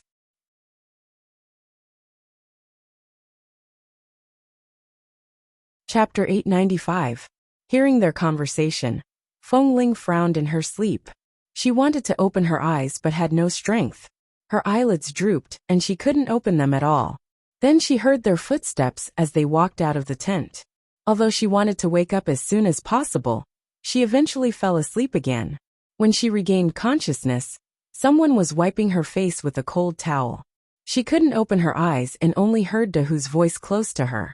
Feng Ling must have caught a cold, but he doesn't have a fever. His body temperature is around 37 degrees. It's not serious. Let him rest for 2 days. After that, she couldn't hear clearly what the others were saying. She fell into a deep sleep again. Seeing that she had been sleeping with her clothes on, Dahu originally wanted to help her unbutton her clothes so that she could lie down comfortably. But he found that even though Feng Ling was asleep, her hand was still tightly gripping a corner of the quilt, as if she had lost her sense of security.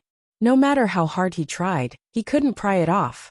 The temperature in the tent was not particularly high. If she didn't want to take off her clothes, they wouldn't force her. He tried to lift her quilt several times, but she instinctively pulled it back and didn't allow anyone to touch it. After another day, Feng Ling heard Fat Tai muttering in her sleep. "Oh, what should we do? Both Boss and Feng Ling are sick. The two of them don't seem to be sick at all in our base. Now that they are sick, they seem to be accompanying each other. It's really hard for us." "You still have the nerve to say that? If you hadn't secretly fed Boss alcohol, he would have woken up long ago. You can get out of bed and jump around for 5 days. Isn't Boss's physical fitness better than yours? Anyone can complain here, but you don't have the right to."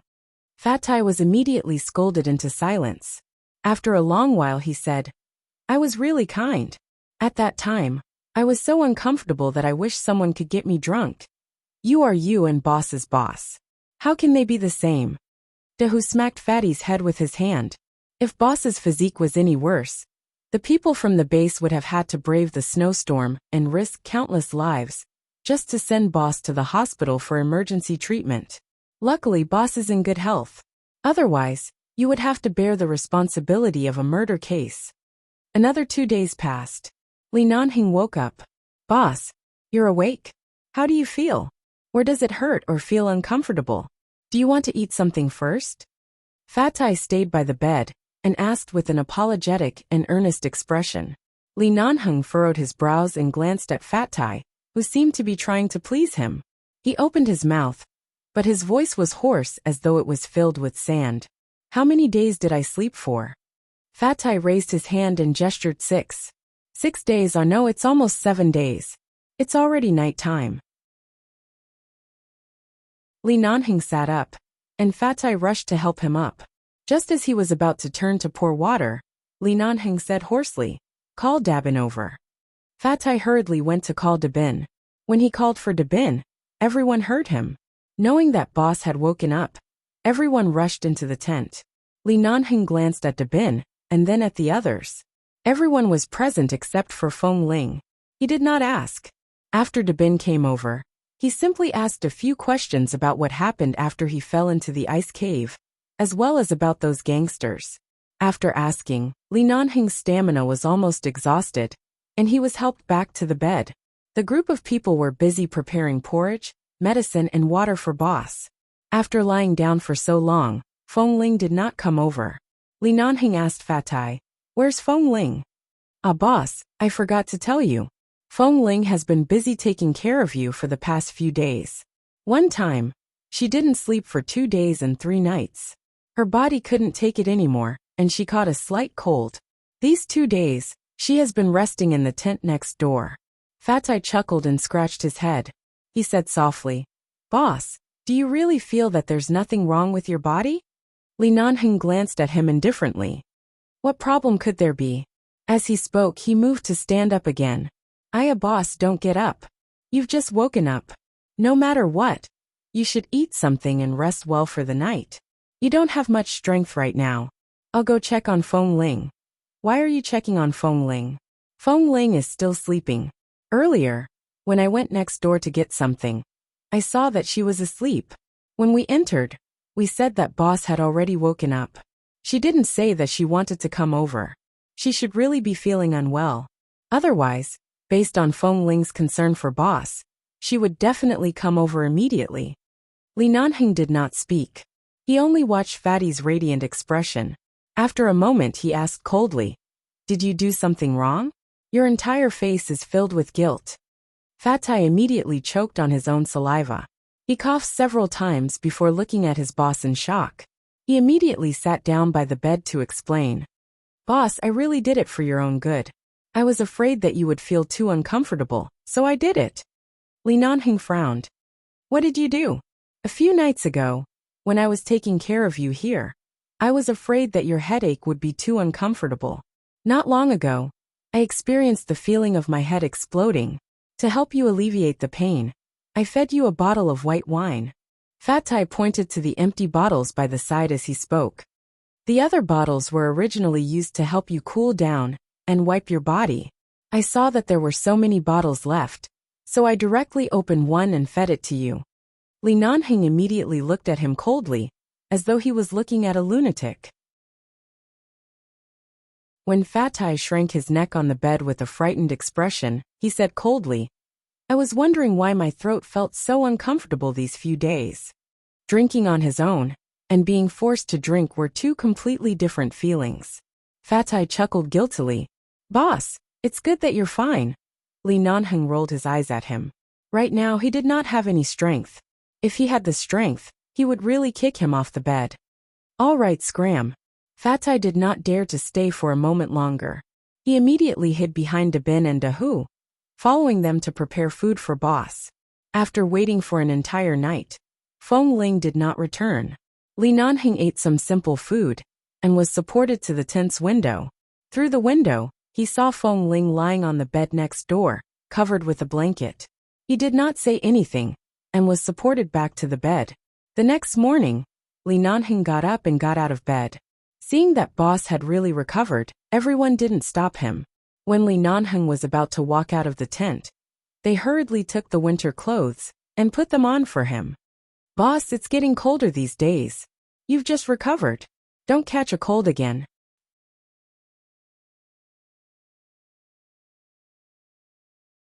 Chapter 896. Compared to this tent that was especially lively after Li Nanheng woke up, the tent next door was relatively quiet. Only the occasional crackling sound came from the stove on the ground. Li Nanheng walked directly to the only bed in the pile of beds. The bed was bulging, and Feng Ling lay unmoving inside. The blanket was still covering her head. Yesterday, Fatai had said that Feng Ling had been feeling unwell these days. But for some reason, when she slept, she always covered her head with the blanket. She did not speak, nor did she want others to see her face. They all thought that she had frostbite and refused to see others. However, when they helped Feng Ling wipe her face that day, they did not see any frostbite. Her face was white and clean like usual, but she always covered herself with the blanket. If it weren't for the fact that they knew Feng Ling's temper was usually so reticent, and that she did not like to speak when she was unwell, everyone would have thought that Feng Ling had isolated herself from the world. The man looked down at the simple bed in front of him. Feng Ling usually did not sleep with others. During the days when he was sick, she did not care about the trifles, and slept on Dabin's bed for several days. "Feng Ling," he called out. The person on the bed did not move. Covered by the blanket, she did not seem to hear him. Li Nanheng's gaze turned cold. He raised his foot and kicked the side of the bed twice. The person on the bed still did not move. Li Nanheng reached out to tug the blanket off her body, only to find that the person inside was not asleep. Instead, she was holding onto the blanket tightly, unwilling to let go. The man narrowed his eyes coldly. "What are you doing? Why are you hiding in the blanket? Come out." The person under the blanket still did not come out. In fact, she held on even tighter.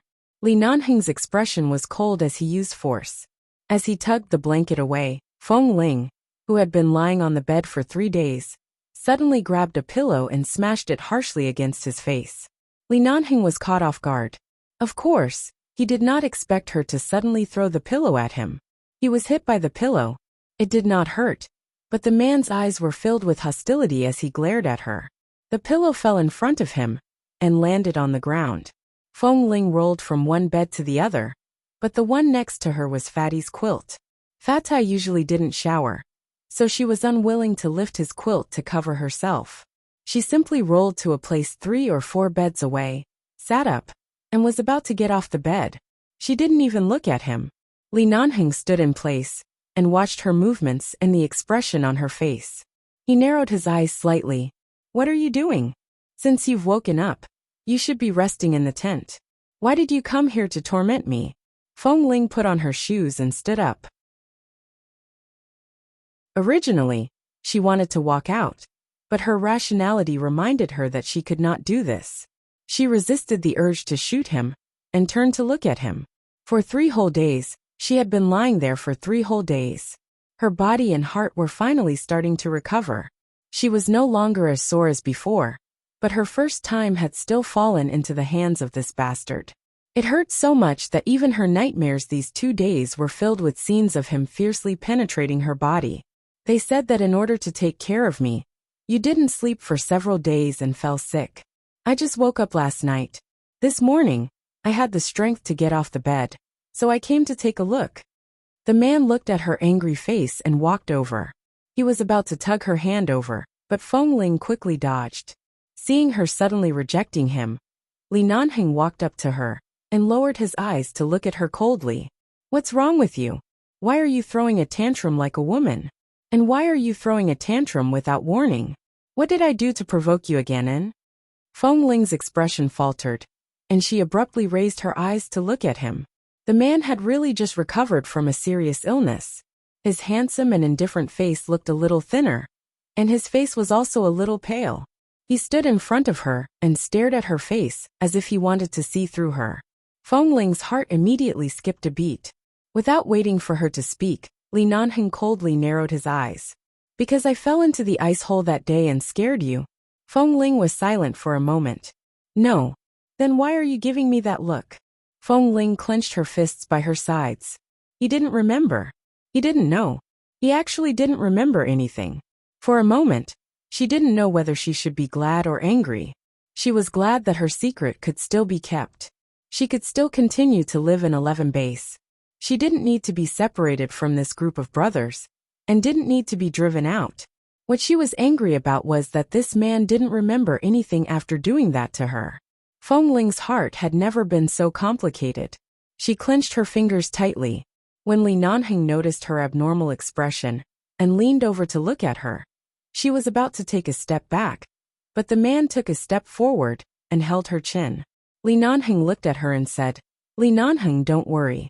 The moment his fingers touched her, Feng Ling's mind suddenly recalled that night when this man's hands touched her body. Those flames, she suddenly trembled all over and wanted to retreat. But the man held her chin and looked into her eyes. "If you have something to say it. Don't hold it in." She immediately turned her head away and raised her hand to slap his hand down. "No, I'm just not feeling well, and don't want to deal with too many people and things. Since boss has just recovered from a serious illness, go back to rest. There's no need to come to see me. I'm fine. You're so haggard.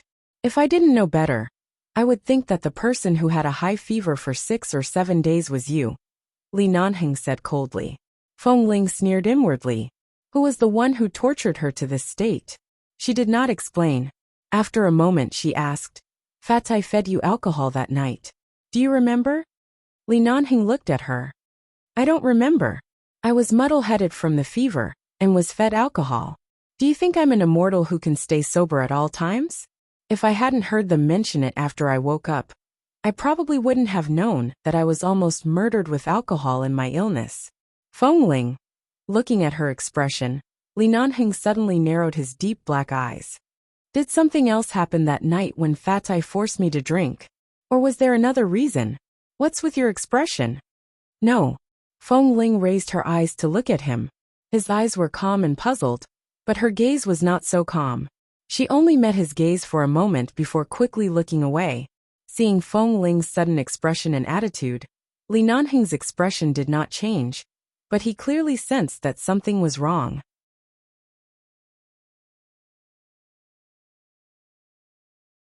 Chapter 897. Feng Ling originally thought that she would have to deal with Li Nanheng for a long time, because of her gender being discovered. However, since the heavens were helping her, even if she was extremely unhappy, she could only endure it. In the end, she did not say a single word about that matter. However, just because Feng Ling did not mention it, it did not mean that Li Nanheng did not notice her abnormality. It had been more than a week since he had recovered from his illness. Feng Ling did not even ask for a change of accommodation. She directly moved a foldable bed over and placed it by the 1.5-meter tall bed. Not only that, she directly asked Dabin to sleep with him in this tent. She squeezed with the others in the other tent and slept on Dabin's original bed. Her explanation was that recently, her mental condition was not too good, and she could not shoulder the responsibility of taking care of Boss. If Boss's illness had not fully recovered, it would be convenient for Dabin to take care of him. She would sleep by the side with the others. In any case, they were all grown men. It did not matter which side they slept on. This situation had already lasted for nearly a week, almost 10 days. Nightfall. Li Nanheng placed one hand under his head and laid on the bed. He watched as Dabin returned from his patrol. He shook the snow off his head and entered the bathroom to wash up. Not long after, he walked out bare-chested. He lifted the blankets and burrowed into the blankets. He comfortably hugged the blankets and hummed a few times. Then he said, "Boss, I'm asleep. Good night." Li Nanheng made an indifferent end sound through his nose. It was as though he was responding, but also as though he was snorting coldly. In less than 5 minutes, continuous snoring sounds could be heard from Dabin's bed. Accompanied by the rhythmic snoring, Li Nanheng closed his eyes, but he couldn't fall asleep at all. The moment he closed his eyes, he saw Feng Ling's expressionless face during the training in the snow for the past 2 days. And every time he approached her, Feng Ling instinctively took a step back and maintained a distance with her cold eyes. The snoring grew louder and louder. Li Nanheng abruptly lifted the quilt and got up. He picked up his winter suit and put it on. Then he walked out. He went to the tent next door and watched a group of men snoring in a crooked posture. Li Nanheng walked to the innermost bed with a dark face. Feng Ling was sleeping properly on the bed, and there was no sound. The quilt was neatly covering her body. As the man approached, Feng Ling abruptly opened her eyes due to being stared at by a pair of eyes. However, before she could see clearly that the person by the bed was sleeping, the blanket over her was abruptly lifted. She abruptly sat up and was about to defend herself when Li Nanheng threw the quilt aside and saw the man's face clearly. The coldness in her eyes instantly turned into calmness. She said lightly, "Boss, get up and go to sleep next door with me." Without saying anything, the man looked at her coldly, not to discuss with her, but to order. Feng Ling sat on the bed without moving. "Boss, it's quite good for me to sleep here. Also, it's convenient for Dabin to take care of you." "Take care of what? Do you see how weak I am? I've long recovered. Why would I need someone to take care of me?" The man's tone was impatient. "Don't talk nonsense. Hurry and go back with me." Feng Ling refused to reply. She insisted on sitting on the bed. "Isn't it the same for me and Dabin to sleep on?" "Boss, why do you insist on me going back?" Li Nanheng glanced at the men who were snoring loudly. "How can you sleep with this kind of snoring? Dabin is even louder than them. No matter how long I stay in the base, I sleep alone. You can sleep quietly and won't disturb me. Dabin can't. He's too noisy." Although Boss Li was used to sleeping alone, she heard that he could even sleep in the mud when he was out on missions. There were many comrades by his side, and his snoring at night was not lacking. Why did he have to be so spoiled here? Feng Ling glanced at Dahu. "Dahu doesn't make much noise when he sleeps. You can call Dahu over." Before she could finish speaking, the man reached out and grabbed her collar, dragging her down. Just as Feng Ling was about to struggle, he pulled her into his arms. He pressed her shoulders firmly and looked down at her condescendingly. "Don't talk nonsense. Go back with me. Let go." Every time he touched her, Feng Ling's hair stood on end. Especially in such a position, her nose was instantly enveloped by the man's body heat and the scent of his hormones. She was so sensitive that she felt uncomfortable all over. Not only did Li Nanheng not let go, but he also did not take her winter clothes. In any case, when the others heard that it was him, they let down their guard. They turned over and continued to sleep, snoring everywhere. No one would look at them.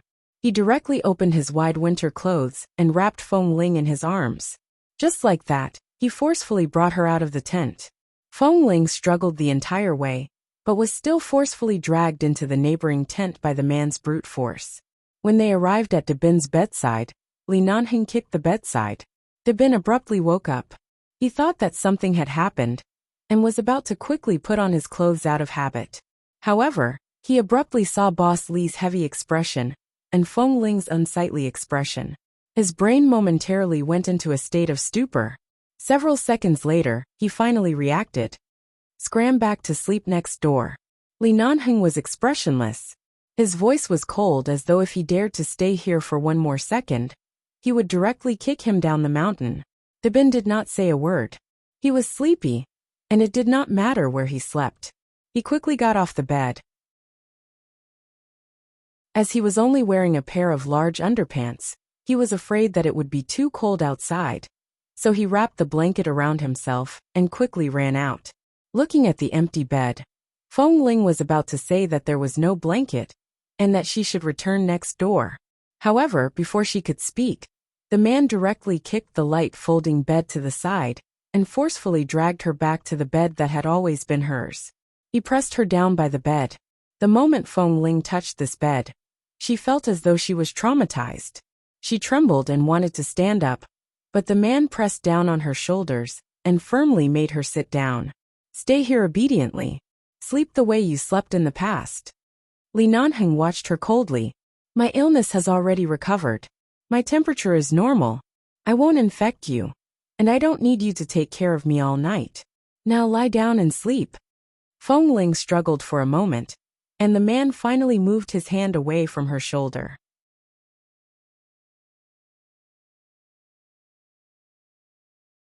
Chapter 898. When she got up and was about to go over, Li Nanheng stood by the bed and looked at her indifferently. He didn't say a word, but his eyes and movements clearly showed that he didn't allow her to go over. Feng Ling had no choice but to sit back down because of his forceful posture. Feng Ling, did I offend you during my stay in Rogers Pass? The man looked at her with narrowed eyes. No. Why are you throwing a tantrum? Lie down. Li Nanheng resisted the urge to tear down the folding bed next to him and looked down at her. I don't want to say it again. Lie down and sleep right now. Feng Ling didn't want to show her temper too obviously, but after so many days, she knew that Li Nanheng was calm enough. Now that she had returned to this tent, it was useless for her to do anything. She could only pretend that nothing had happened.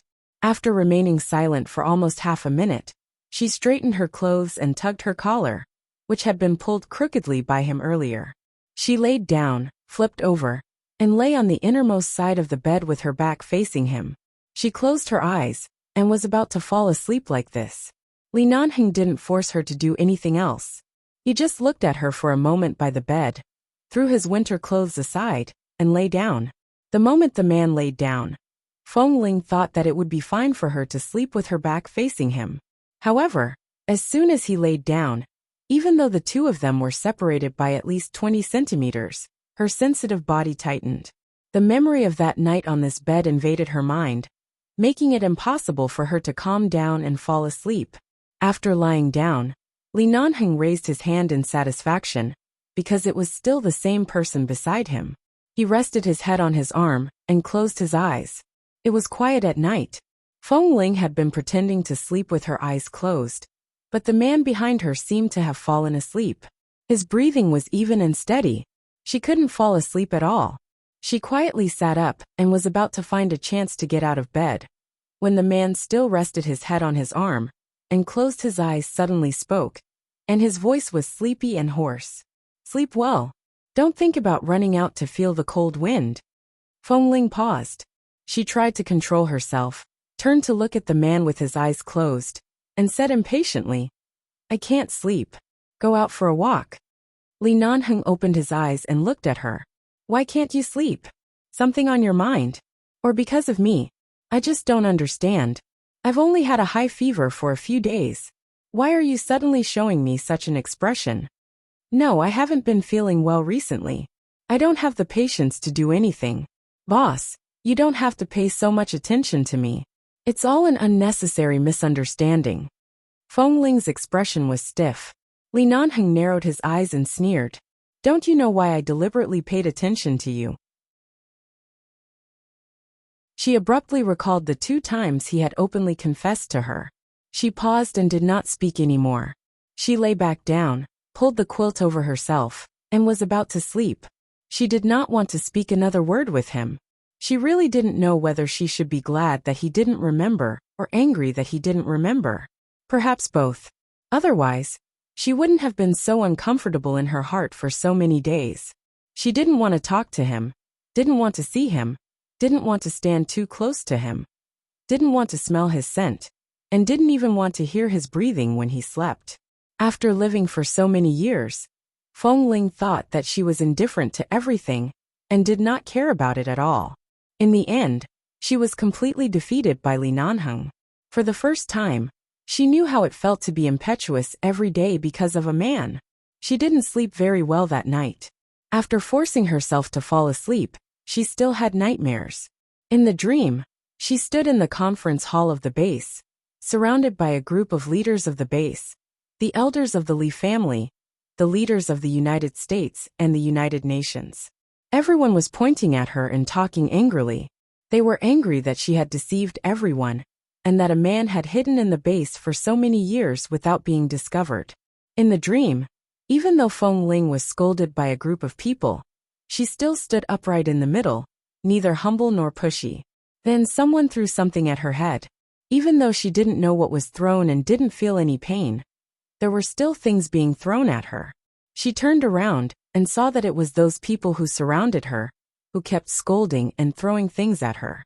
Some people even came up and forcibly tore her clothes apart, forcing her to show them the breast wrap inside. A group of people frowned at her breast wrap and looked displeased. In the end, everyone shook their heads and left. Then they suddenly handed her a letter of dismissal, ordering her to leave the base and never to approach 11 base again. This dream made Feng Ling toss and turn. She kept frowning and didn't sleep well. She had already regarded the base as her home. She didn't want to leave. If she left the base, she didn't even know what to do in the future. Hearing that Feng Ling didn't sleep well after falling asleep, Li Nanheng opened his eyes and looked at her, only to see that there was a layer of sweat on her forehead, and she had been frowning, as if she was struggling and resisting something in her dream. He stared at her for a moment, then reached out and pulled her into his arms. Then, using the position of hugging her to sleep, he looked down at the fine sweat on the tip of her nose. He wiped the tip of her nose with his fingers, and then gently patted her shoulder. The loneliness and fear in the nightmare had been surrounding her. Suddenly, Li Nanheng's figure appeared in the base hall. When everyone was about to drive her out of the base, the man walked up to her and suddenly held her in his arms. The warmth in the man's arms suddenly made her feel a sense of belonging. She stood stiffly and didn't move. She couldn't hear the man's voice above her head, but could only feel the warmth in the man's arms. Perhaps it was really useful to sleep in his arms. Seeing Feng Ling's frown gradually relax in her sleep, Li Nanheng smiled lightly and raised his hand to rub the short hair on her head. It was only when she was asleep that he could take advantage of the distance between them to hug her. He felt that he might really be possessed. Not only did he have feelings for a man, but he also left the base for him and lived in a damn place like Rogers Pass for nearly a month. There was a unique fragrance on Feng Ling's body. It was not only the scent of the shower gel, but also the fragrance lingered in his nose.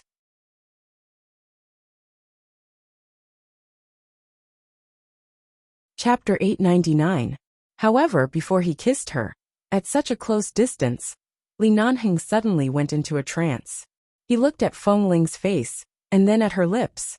Such a distance, such a kiss angle. Some strange images suddenly flashed through his mind.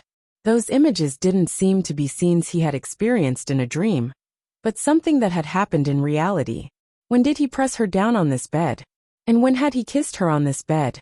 But the scene that popped up in his mind made him stare at Feng Ling's face with a heavy gaze. Since coming to Rogers Pass, although he had never hidden his feelings for Feng Ling, he had never done anything that she didn't like. After all, in the base, he only kissed her that night, but she dared to raise a gun against him the next day. He was not so beastly as to do anything to her when Feng Ling had been resisting. But those images couldn't have appeared for no reason. He kept looking at Feng Ling's face and tried hard to recall, but he could only recall the images of him pressing her down on the bed and kissing her, and he was not sure if it was the scene he had dreamed of at night. In order to recall clearly, Li Nanheng directly kissed her on the lips. Feng Ling's lips were so soft that he wanted to drill his tongue into them and entangle them deeply. He restrained the impulse and only felt those images in his mind flickering. Making sure that Feng Ling's nightmare should be over, Li Nanheng let go of her, let her lie flat on the bed, sat up, looked at Feng Ling, and then turned his eyes to the small table beside the bed. There was no wine bottle on the small table, but when he glanced at it, he remembered that there were several empty bottles on the small table on the day he woke up. Did it have anything to do with the wine that Fatai fed him that night? The next day, it was Fatty's turn to patrol.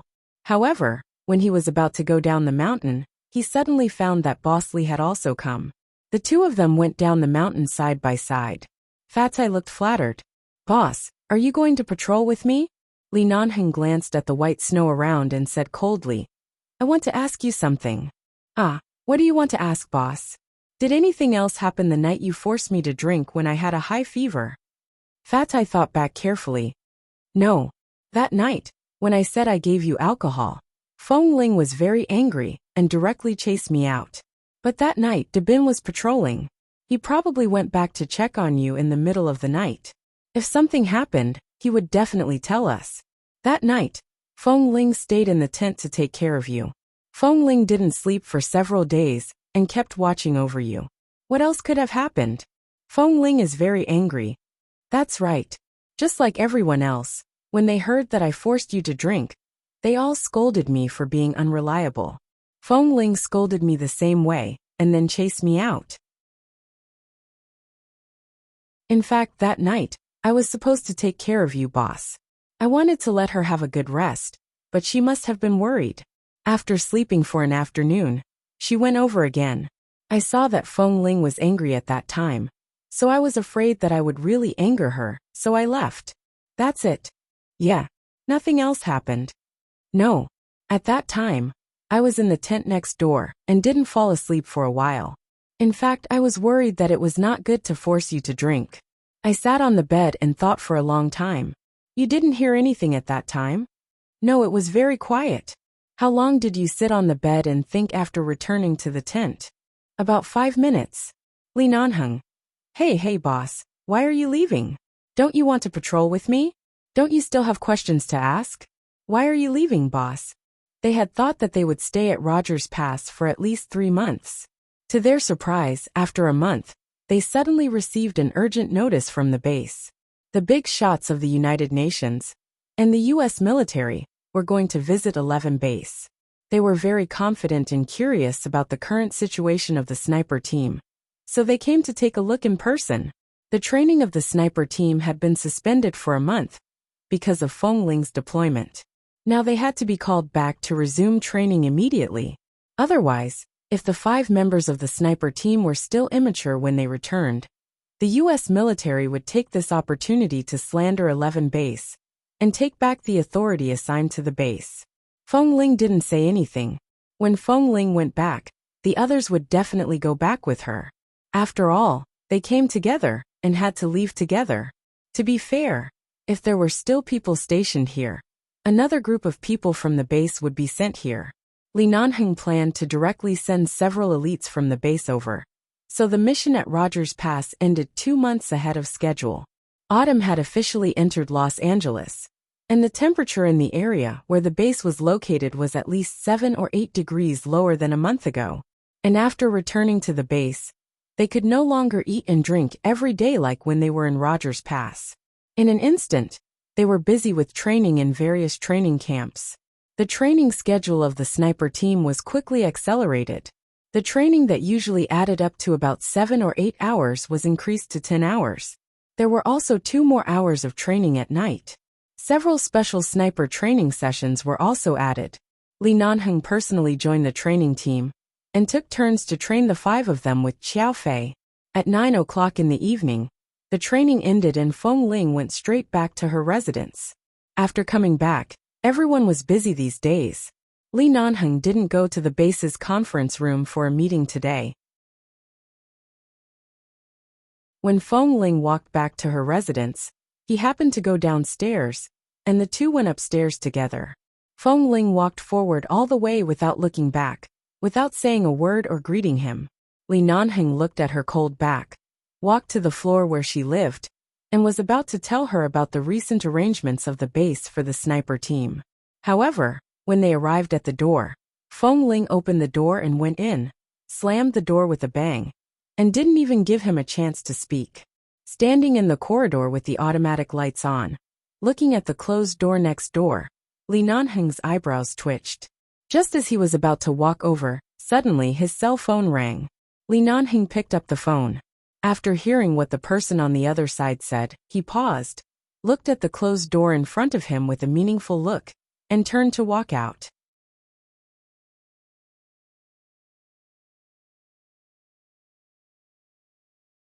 Chapter 900.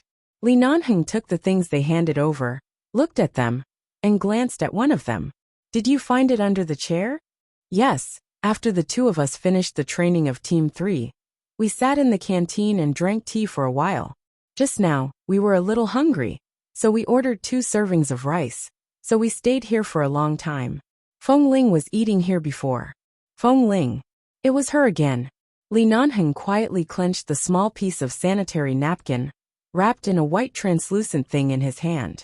Although they were all men and never touched this thing, it didn't mean that they didn't know what it was used for. Boss, that. A member of Team 3 stepped forward and whispered to Li Nanheng. I heard from the brothers of Team 1 that Feng Ling usually doesn't live with us. Is she really? He pointed to the thing in Li Nanheng's hand again and whispered. Is she a woman? Li Nanheng's expression was indifferent. It's too arbitrary to determine whether a person is a man or a woman based on this kind of thing. Besides, if she is really a woman, you guys from Team 3 can't even beat a woman. Don't you have the face to stay in 11 base? The two of them were speechless and looked at each other. Feng Ling was usually so delicate and tender. If it weren't for the fact that she was very agile and fierce in every assessment and training, everyone would have long suspected her. But seeing that boss didn't allow them to talk nonsense in the base before they confirmed the truth, the two of them didn't dare to talk nonsense anymore. However, it was not difficult to see from their eyes that this kind of suspicion had long existed in the hearts of the members of the base. However, it was Feng Ling's convincing skills that stopped everyone from talking. In addition, everyone in the sniper team was united, so no one dared to speak carelessly. Thus, even if there were some people who liked to spread rumors and ask around, they couldn't find any concrete evidence. They could only spread a little bit like gossip, but it didn't affect the peace on the surface. Li Nanheng looked at the small piece of sanitary napkin in his hand again, and was about to turn back. Suddenly, a voice came from the side. Oh, Boss Li, how did this thing? Hearing the movement behind him, Li Nanheng turned his eyes expressionlessly, only to see the only woman in the canteen, Auntie Jelly, who was already 45 years old, walking over anxiously. Looking at the things in his hand, she wanted to take them away, but she didn't dare to do so because the other party was Boss Li, so she didn't know whether to raise her hand or withdraw it. Li Nanheng glanced at her and frowned. Is this yours? Auntie Jelly nodded again and said with some embarrassment, Oh, I'm really old, I always do stupid things. Last month, I went out of the base and bought a bag of this stuff. I left it on the cabinet in the storage room in front of the cafeteria. It happened to be a few days ago, so I used it directly and put the rest in my pocket. Just now, when I came to clean the tables and chairs here, I didn't pay much attention, and a piece fell out. Although I'm so old and my children are about the same age as you, it's still too embarrassing for you young men to see this. Boss Li, I'm really sorry, Auntie Jelly said as she walked over nervously and took the piece of sanitary napkin from Li Nanheng's open palm. After taking it, she took out a big bag of sanitary napkins from the canvas bag she was carrying. The men present looked at it and found that the small piece was the same as the one in her big bag. The color, style, and size were all the same. In front of them, Auntie Jelly put the small piece of sanitary napkin back into the big bag with embarrassment, which was neat and not awkward at all. Boss Li, I'm really sorry. I will pay attention to it in the future. I know that there are few women in 11 base. This thing may be like big news in the eyes of the young men. I will definitely put it away in the future. Auntie Jelly continued to apologize apologetically, and her eyes were full of guilt. Li Nanheng didn't say much but just said lightly, Well, put away your things. Auntie Jelly, as the only woman in the entire base, you'd better not misunderstand me. When he said this, his eyes were already looking at the two people from Team 3. The two men immediately understood what boss meant. So this was just a misunderstanding? This thing belonged to Auntie Jelly? So it wasn't left here by Feng Ling at all? If that was really the case, then it was indeed a big mistake. The two hurriedly nodded and said with smiles, "It's a misunderstanding, a misunderstanding. We saw Feng Ling eating here, so we thought it might be her food. But since it's not, it must be a misunderstanding. It seems like we've made a mountain out of a molehill. Well, we'll leave first. Boss, you should go back and rest early." With that, the two men pushed each other and hurried out. When the two men left, Auntie Jie nodded politely and respectfully to Li Nanheng, said a few words of apology, and turned to go back to work. Li Nanheng stood in the canteen of the base for a while without any movement. He just looked at the empty and dark training grounds outside the window, the lonely lights around the ground, and the night sky with only a few stars outside the window. These days after returning to the base, there were some strange images hovering in his mind every night. Some kisses, entanglements on the bed, and even some actions that only men and women would do on the bed. He thought it was just a dream, but it seemed like a dream. With such suspicions, he tried to ask Feng Ling about it for several days, but Feng Ling kept avoiding him. He heard that Auntie Jie continued to clean up, and the cleaning machine and sterilizer were pushed out. This was the disinfection process that must be done in the canteen after dinner every day. Li Nanheng glanced at it, turned and walked out. Seeing that Li Nanheng's tall figure had walked out of the canteen and into the night without looking back, Auntie Jie immediately put down her hands on the two machines and looked forward for a long time. A few minutes later, after confirming that Boss Li had really left, she breathed a long sigh of relief and quickly picked up her cell phone to make a call. Feng Ling had just returned to her residence and was about to take a bath, but because of her period, she hesitated. It seemed that it was not convenient to take a bath today, so she could only wipe her body.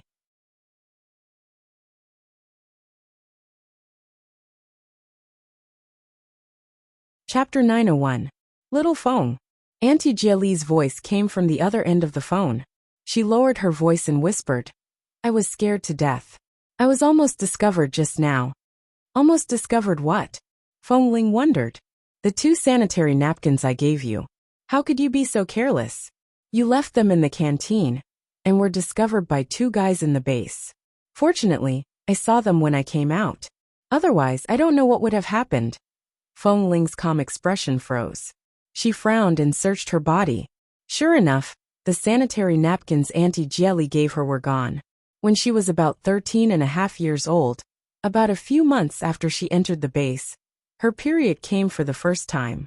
Since then, her period had been very accurate every month. At that time, she looked up some information on the internet and learned about the physical changes of girls during puberty. Then she took advantage of the weekends when she could leave the base to buy all kinds of sanitary napkins and secretly stored them. Because her period was very accurate every month, she remembered it and never made a mistake. But last month, probably because of the extreme weather on Rogers Pass, which affected all aspects of her body, this month's period actually came 5 days ahead of schedule. She was unprepared. When she was eating alone in the canteen in the evening, Auntie Jie passed by behind. She got up and was about to pour water, when she suddenly asked in a low voice in surprise, "Little Feng, why are you bleeding?" Feng Ling froze and looked back, only to see a small piece of blood overflowing from the back of her trousers on the chair. Although it was only a small piece, Auntie Jie, who was also a woman, saw through her at that time. Feng Ling liked to go to the cafeteria to eat the food cooked by Auntie Jie, and would often help out in the cafeteria. Auntie Jie had always liked her very much. When she heard that Feng Ling was an orphan, she always felt sorry for her and treated her as her godson.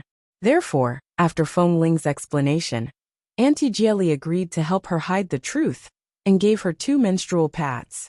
At that time, Feng Ling went directly into the bathroom to use one and put the other in her trouser pocket.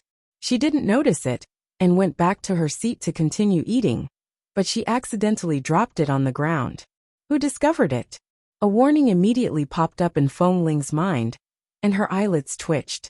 "It seems to be Team 3, but it's okay. I explained it to them. Anyway, I brought it to you. I took out my big bag and let them see that it was mine." I told them that I accidentally dropped it in the canteen when I was cleaning here.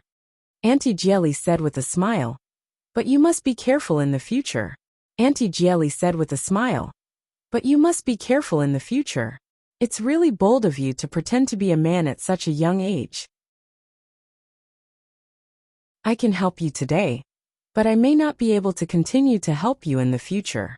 Besides, there are so many people in the base. You were still a child a few years ago, so you could pretend to be a man in front of young boys. But girls and boys will be completely different after they are 17 or 18 years old.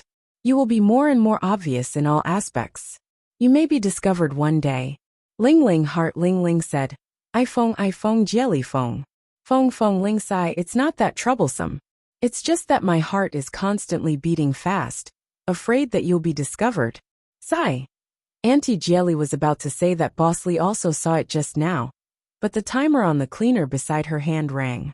She came back to herself and said, I have to continue cleaning. I have to talk to you later. Be careful. If you are discovered, you will really be driven out of the base. I don't want you to be driven out.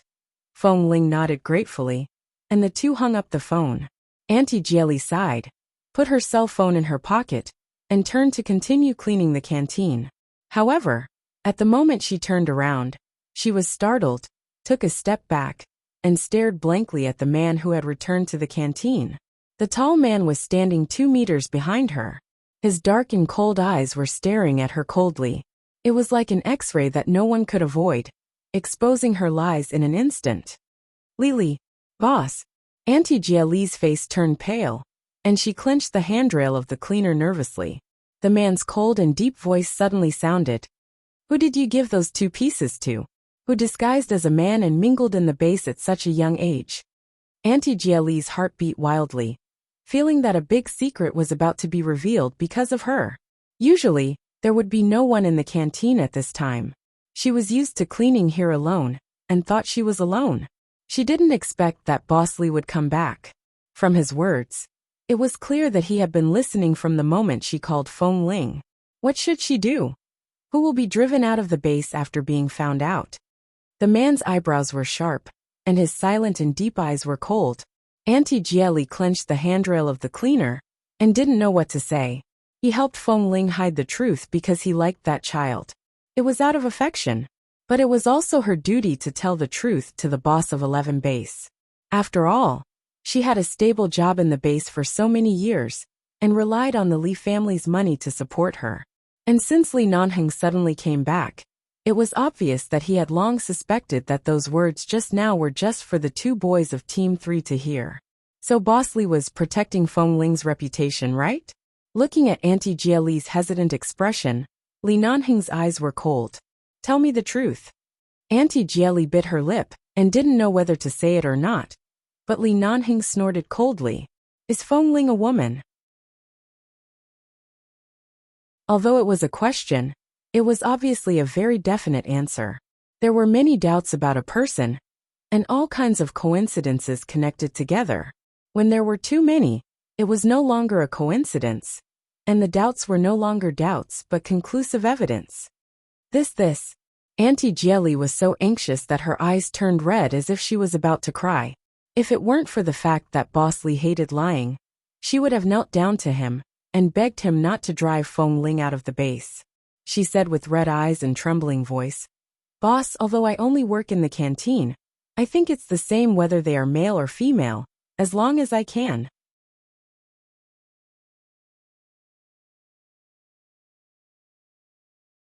Chapter 902.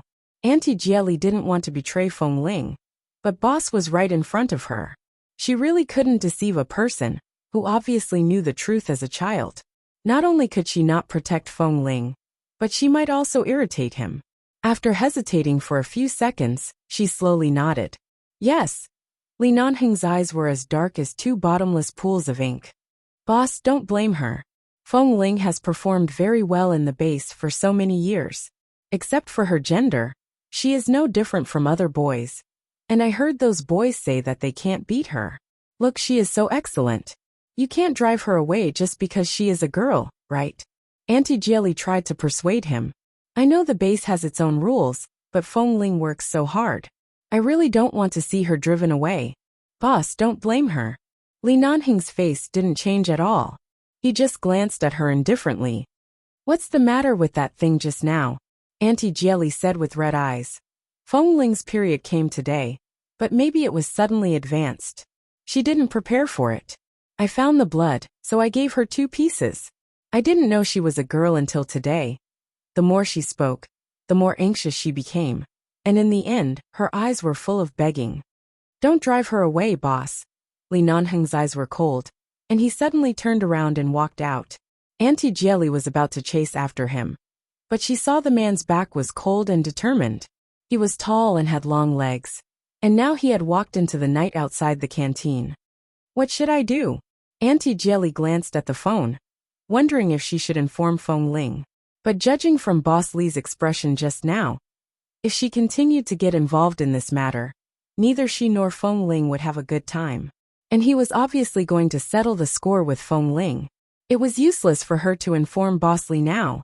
After walking about 100 meters away from the canteen, Li Nanheng took out his cell phone and called Xiao Su expressionlessly. Pay Auntie Jieli's 10-year salary in the base cafeteria and give her $300,000 as a subsidy to persuade her to leave the base tonight. Tell her that I told her to keep everything she knows to herself and not to communicate with anyone.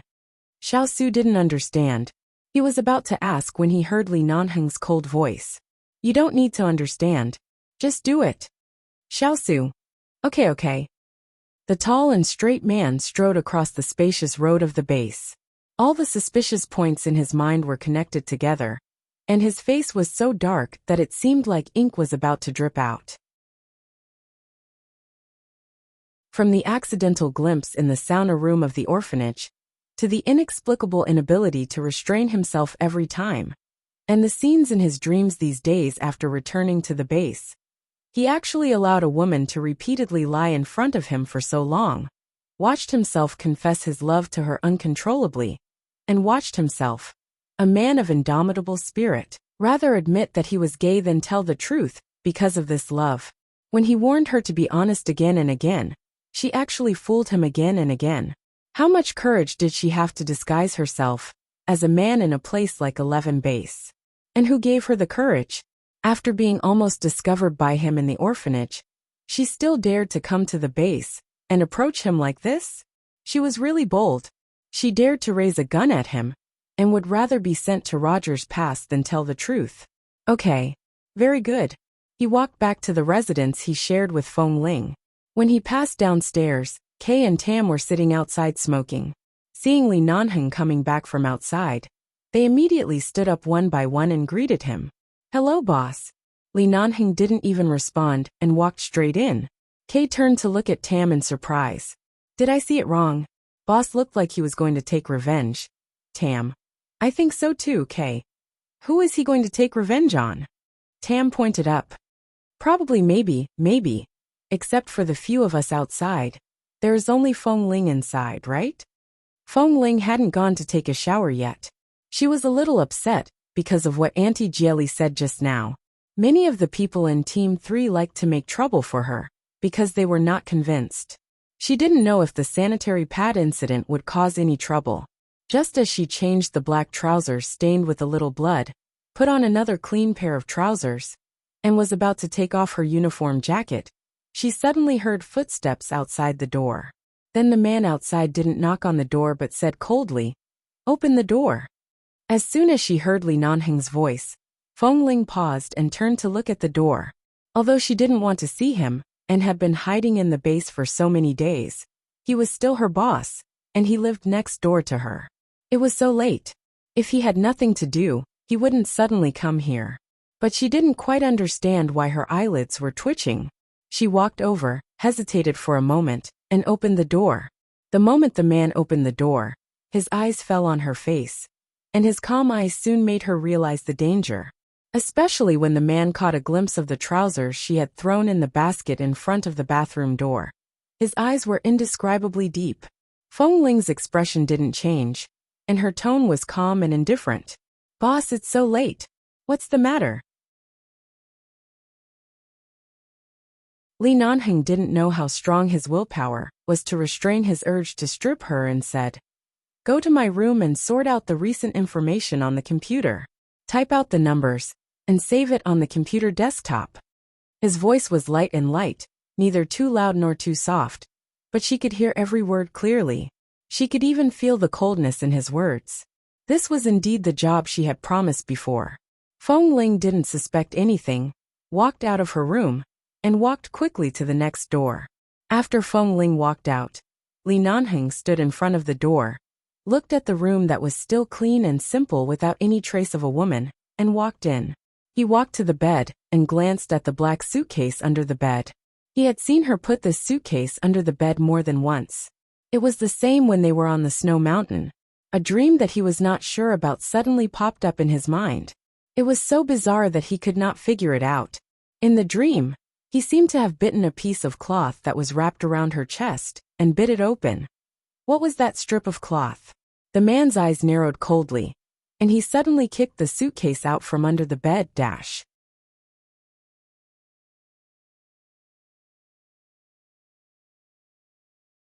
Chapter 903.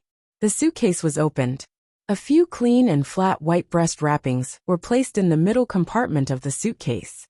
All the answers were completely revealed, and there was no longer any possibility of concealment. Li Nanheng looked at those things indifferently, bent down, picked up the strips of cloth, looked at them briefly, put them back calmly, closed the suitcase, and pushed it back under the bed. Then he kept squatting by the bed, slowly turned his eyes to the direction of the bathroom, got up, walked over, pushed open the bathroom door, and saw a few toiletries placed there. There was still a faint fragrance inside, which was unique to Feng Ling. Turning to look at the table next to him, the man pulled open the drawer with one hand. Sure enough, there was a pack of sanitary napkins that only women would use. They were white and soft. Lying inside, it was as if the huge truth that had been hidden for many years had come crashing down on him. So it was really a woman. Next door, Feng Ling turned on the computer and quickly sorted out the documents. At the same time, she looked back. She didn't close the door, thinking that Li Nanheng would come with her, but it had been a few minutes, but he hadn't come yet. Could it be that he had been waiting in her room? With a loud bang, a clap of thunder across the sky pierced the sky, and a flash appeared and then disappeared. Feng Ling's face was slightly illuminated by the computer screen. Her eyes were calm and gentle, looking at the documents on the screen and carefully sorting them. However, these documents looked old. In her impression, she seemed to have seen these documents last time. Why did he suddenly ask her to sort out these old documents? Could it be that there were new instructions in the base? Just after Feng Ling sorted out the documents, she suddenly felt a prickling feeling on her back. Her fingers jumping on the keyboard stopped, and she looked back at the man who had stood in front of the door. After the man walked in, his eyes fell on her, and he walked directly behind her. His eyes were on her. Feng Ling had never seen such a look in his eyes, and there seemed to be an obvious emotional change, but when she was about to see something, it seemed to be covered by something. Is there something wrong with these documents? Feng Ling asked subconsciously. Li Nanheng's eyes were cold and deep, and some things in his heart were endlessly vigorous. Some shock from the depths of his soul made him surprisingly calm. He took out a silver lighter from his trouser pocket and said lightly, "No problem. Tidy up your things. Don't ask more questions." Feng Ling glanced at him again, but the man had turned and pushed the window open, walking to the balcony of his room. Li Nanheng turned his back to Feng Ling, who was busy in front of the computer. He held his cell phone with one hand, took out a cigarette, and put it in his mouth. Listening to the sound of the keyboard and mouse behind him, he turned his noble face sideways and looked indifferently at the empty and dark base. Feng Ling didn't know why, but she felt a certain sense of oppression from his back. The man was smoking. She looked up at him and paused for about 10 seconds. The man turned his back to her, blew smoke rings into the night sky, and said coldly, "Don't be in a daze. Go on." Feng Ling quickly retracted her gaze and stared at the screen, but her fingers on the keyboard slowed down a little. She didn't know what happened, but what the two people of Team 3 found today should have nothing to do with him. Besides, Auntie Jelly was so tight-lipped, so she definitely wouldn't say anything. Boss usually didn't like those people of Team 3, so he shouldn't have had a chance to see them at such a late hour. But out of worry, Feng Ling occasionally looked up at the man's back. However, she saw that he just stood there smoking and didn't want to say anything to her, force her to do anything, or target her. Feng Ling, the man's low voice mixed with the heavy rain that gradually fell with the wind and thunder outside the window, with a different kind of charm. During the days when I had a high fever on the snow mountain, nothing happened? Feng Ling looked back at the computer screen, saved the file, marked the date and said calmly, "No." It seemed to be the expected answer. He was full of lies. Li Nanheng still maintained his rationality. Otherwise, he would have directly pulled out the dagger in his trouser shoe and cut her clothes. I suddenly remembered that the computer is full of old files from some time ago, and the new files will not be sent to the mailbox until tomorrow morning. The man said seriously, "Put it there. Don't sort it out." Suddenly remembered, Feng Ling stopped and looked coldly at the man on the balcony. "Boss, you are really forgetful." Hearing this, Li Nanheng turned his eyes and said slowly, "What else did I forget? Why don't you remind me? Maybe if you remind me a few more times, I'll be able to remember what I should remember." "No," Feng Ling said with a straight face. "Boss, I guess you are too busy. It is normal for you to remember the wrong time. After all, you are the boss. Even if you ask me to take out the files from a year ago and reorganize them, I won't have any complaints." At this point she continued, "So can I go back now?" Li Nanheng put out the cigarette, but in his hand, and said indifferently, "Go back." So simple. It seemed that nothing had happened. Feng Ling felt a little nervous and instantly relaxed. But did he really ask her to come over to sort out the old files in the evening, just because he forgot? Feng Ling felt that she really didn't pay enough attention to Boss Li's thoughts. Usually, she didn't deliberately guess his thoughts, and now she couldn't understand him. "It's raining outside. Remember to close the doors and windows." Li Nanheng looked at the rain outside the balcony and said coldly, "It's almost winter. Don't wear too little." Hearing this, Feng Ling turned her eyes to him, but all she could see was the man's back. However, his words were more or less pleasant to hear. She nodded and left. However, after returning to her room, she looked at the things under the bed and everywhere around her. There were no changes that shouldn't have been there. It was raining heavily. This should be the last rain before winter this year. The wind was biting and cold, but compared with the cold wind on Rogers Pass, it was not worth mentioning at all.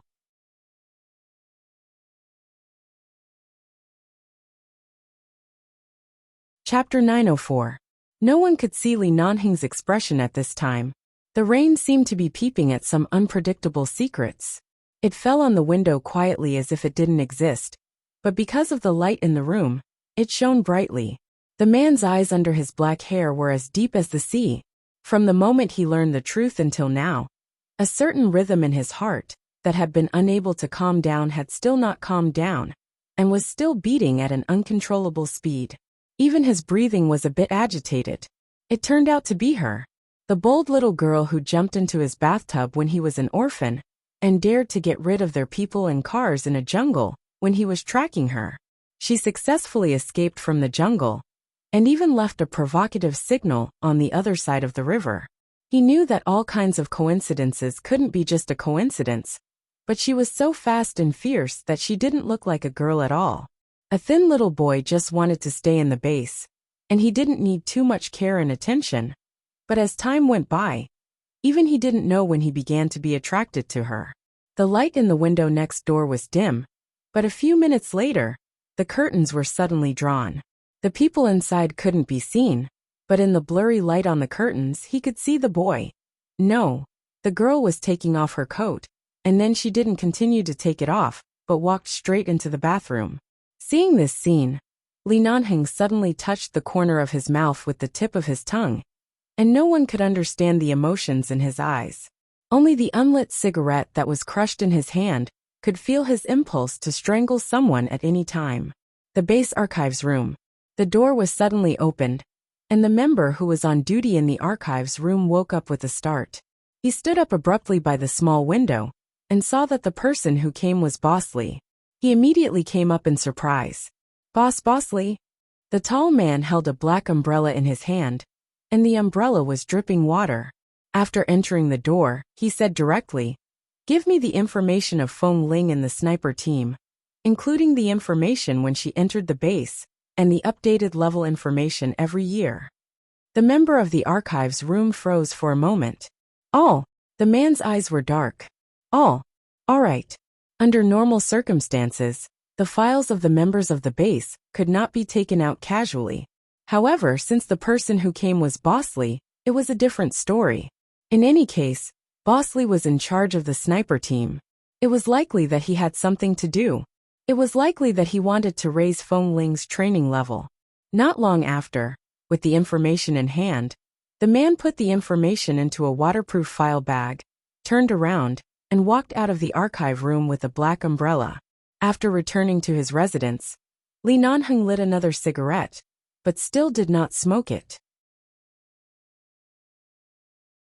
He threw the cigarette box on a stack of files in front of him and looked at the photos of Feng Ling in the base for several years. As the fair-skinned youth gradually grew up and matured, even the outline of the 2-inch color photo could clearly see the obvious changes in him. Other men's faces gradually became more defined as they grew into adulthood, but Feng Ling's cheeks were more and more similar to a woman's oval face. The curve was gentle and smooth, and although there was a heroic aura that other women did not have, she was clearly a woman. As the smoke lingered between his fingers, Li Nanheng looked at the photos on the files, and his eyes became darker and darker. He had been thrown into the base to train since he was a child. For so many years in this 11 base, there was a person that he felt he couldn't handle. The kind of person that he couldn't handle was not because he could let her carry out devil training at night at will, nor could he control the difficulty of her mission and life and death at will, but that person's heart. Li Nanheng pressed the cigarette into the ashtray, picked up the stack of files, and read page by page. His eyes were calm and emotionless, but there was a layer of mist in them. He was indifferent and calm, but he did not lose the dominance of a superior. Li Nanheng thought that although he was the person in charge of the base, he did not have a strong desire to control. As long as the base members under his command could meet his requirements, it would be fine. But for such a Feng Ling, he found that he had a deep desire to control her. He wanted to firmly tie her to his side. She must cry because of him, and she must laugh because of him. He was so frustrated that he thought he was gay. As a result, damn it, Feng Ling was a woman? Li Nanheng leaned back in his chair, holding the stack of documents with one hand. He threw all the documents into the drawer by his hand and pressed the other things on top. His movements were elegant but obvious. He locked the drawer and threw the key into the trash can by the door. When he looked at the trash can, his mind reflected the pair of silicone breasts in it when he came back from the bar. He knew that the feeling he felt at that time couldn't be more real. No matter how fake it was, it couldn't be so real that he, a man, couldn't not feel it. He should have known how tight-lipped Feng Ling, this dishonest guy, was. If someone else told her a secret, she would definitely guard it to the death, and not spread it, let alone her own secret. It was such a big secret again. Feng Ling got up early the next day. After returning to the base, she was used to getting up early, so that she could avoid Li Nanheng. However, when she opened the door and was about to leave, she suddenly bumped into the man who also came out of the next door. However, the man did not look at her, because there was a water room on this floor. The drinkable water they usually used to make tea or coffee was there. The man held a transparent glass in his hand and walked straight in front of her without looking back. Feng Ling did not look at him, but walked out quickly. When she turned the corner of the stairs, she paused for a moment and quickly turned to go downstairs. When the man walked into the water room, although he did not look in that direction, he saw Feng Ling pause there and quickly turned her head, as if she wanted to pretend that she didn't care. Li Nanheng slowly curved his lips, and there was a trace of gentleness between his cold brows. The game began. Once, a mouse put on a cat's skin and swaggered through the market. Now it was time for the cat and mouse game. Morning training. Because of the heavy rain last night, the temperature suddenly dropped a lot today, and the air was cold. Feng Ling's usual training state was similar to today's, but because her period came early, she felt a dull pain in her stomach. Sure enough, she caught a cold when she was in Rogers Pass. It would take her a while to recuperate.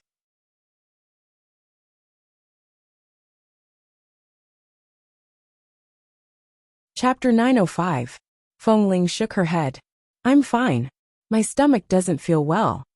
Xiao Fei looked at her carefully, and then at her expression. Although he didn't know if it would be too abrupt, he still asked in a low voice. Is it the days that women have every month? Feng Ling immediately took a look at him. As a grown man, he knew a lot. Although she didn't want to say this kind of thing, she still nodded. But it's okay. Just train as usual. Now the sniper team was strengthening their training every day. Although the weather was cold, they couldn't easily stop or rest.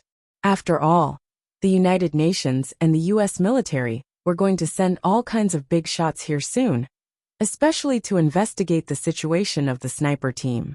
Can you hold on? Yes. Okay, I'll just practice shooting today. Don't do other movements. Don't move too much. It seemed that she didn't intend to delay the training because of this kind of thing. Although Xiao Fei wanted to ask her to rest now, he looked back and saw the other four were still practicing. So he had to continue to let her practice, and only occasionally handed her a cup of hot water during the break. She went to the canteen at noon. Usually, Auntie Jelly was resting in the morning, and only worked at noon and evening. Feng Ling wanted to thank her for what happened last night, but when she arrived at the canteen, she learned that Auntie Jelly suddenly resigned last night, and left the base overnight. Resigned? Was it because of her? Was it because Auntie Jelly wanted to keep this secret for her? But because she was an honest person, she simply left the base for fear that she would cause trouble if she let it slip? Auntie Jelly had been living well in the base.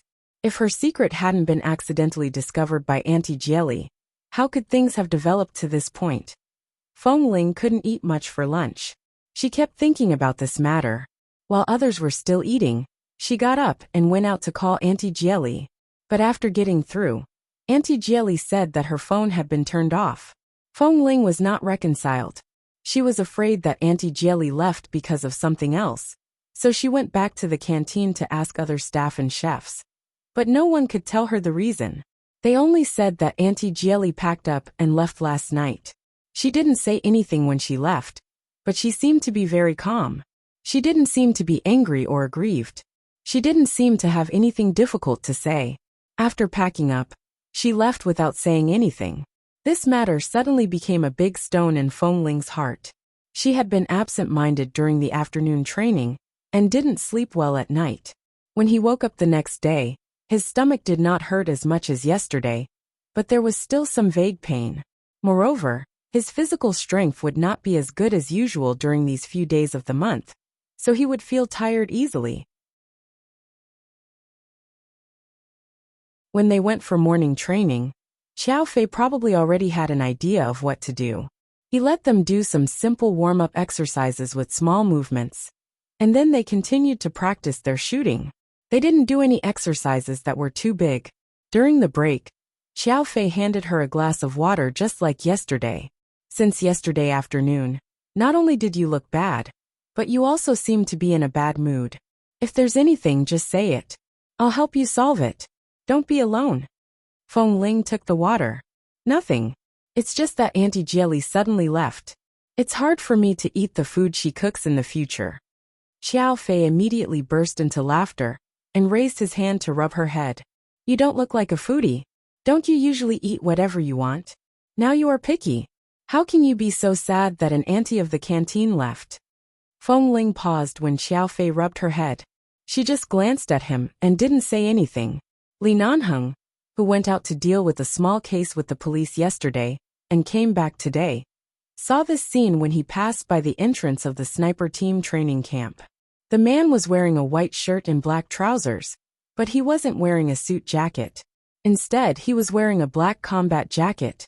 It wasn't particularly suitable for matching clothes, but on the man's tall and straight body, It gave off a different kind of handsome feeling. Li Nanheng glanced at Feng Ling sitting on the bench, holding a cup of hot water in her hand, and obediently allowing Qiao Fei to rub her head, and a trace of coldness appeared in his eyes. After returning to the base, the first thing he planned to do was to change his clothes and change out of the shirt and trousers he had always hated to wear. But now it was clear that there was a more urgent matter. He turned around and walked straight into the training camp. "Boss!" Kay and the others greeted him, but Li Nanheng ignored them out of habit. They just smiled and greeted him. Anyway, boss was the boss. Hearing the commotion, Qiao Fei turned back to see the man approaching. Then he saw Li Nanheng approaching coldly. It seemed that his target was Feng Ling. He subconsciously took a step to the side and intentionally shielded Feng Ling, who was sitting on the bench behind him. At the same time, he said, "Boss, the small case you cooperated with the police to solve has already been completed? The progress in the training camp yesterday and today is very good. The 5 of you are now very good at designing sniper rifles and can pass the inspection." Li Nanheng didn't have any warmth in his eyes. Seeing Qiao Fei shielding Feng Ling behind him in a protective posture, his eyes suddenly darkened. He took off his jacket and folded it in the crook of his arm. Just like that, he wore a white shirt in the weather that was 3 to 4 degrees below zero.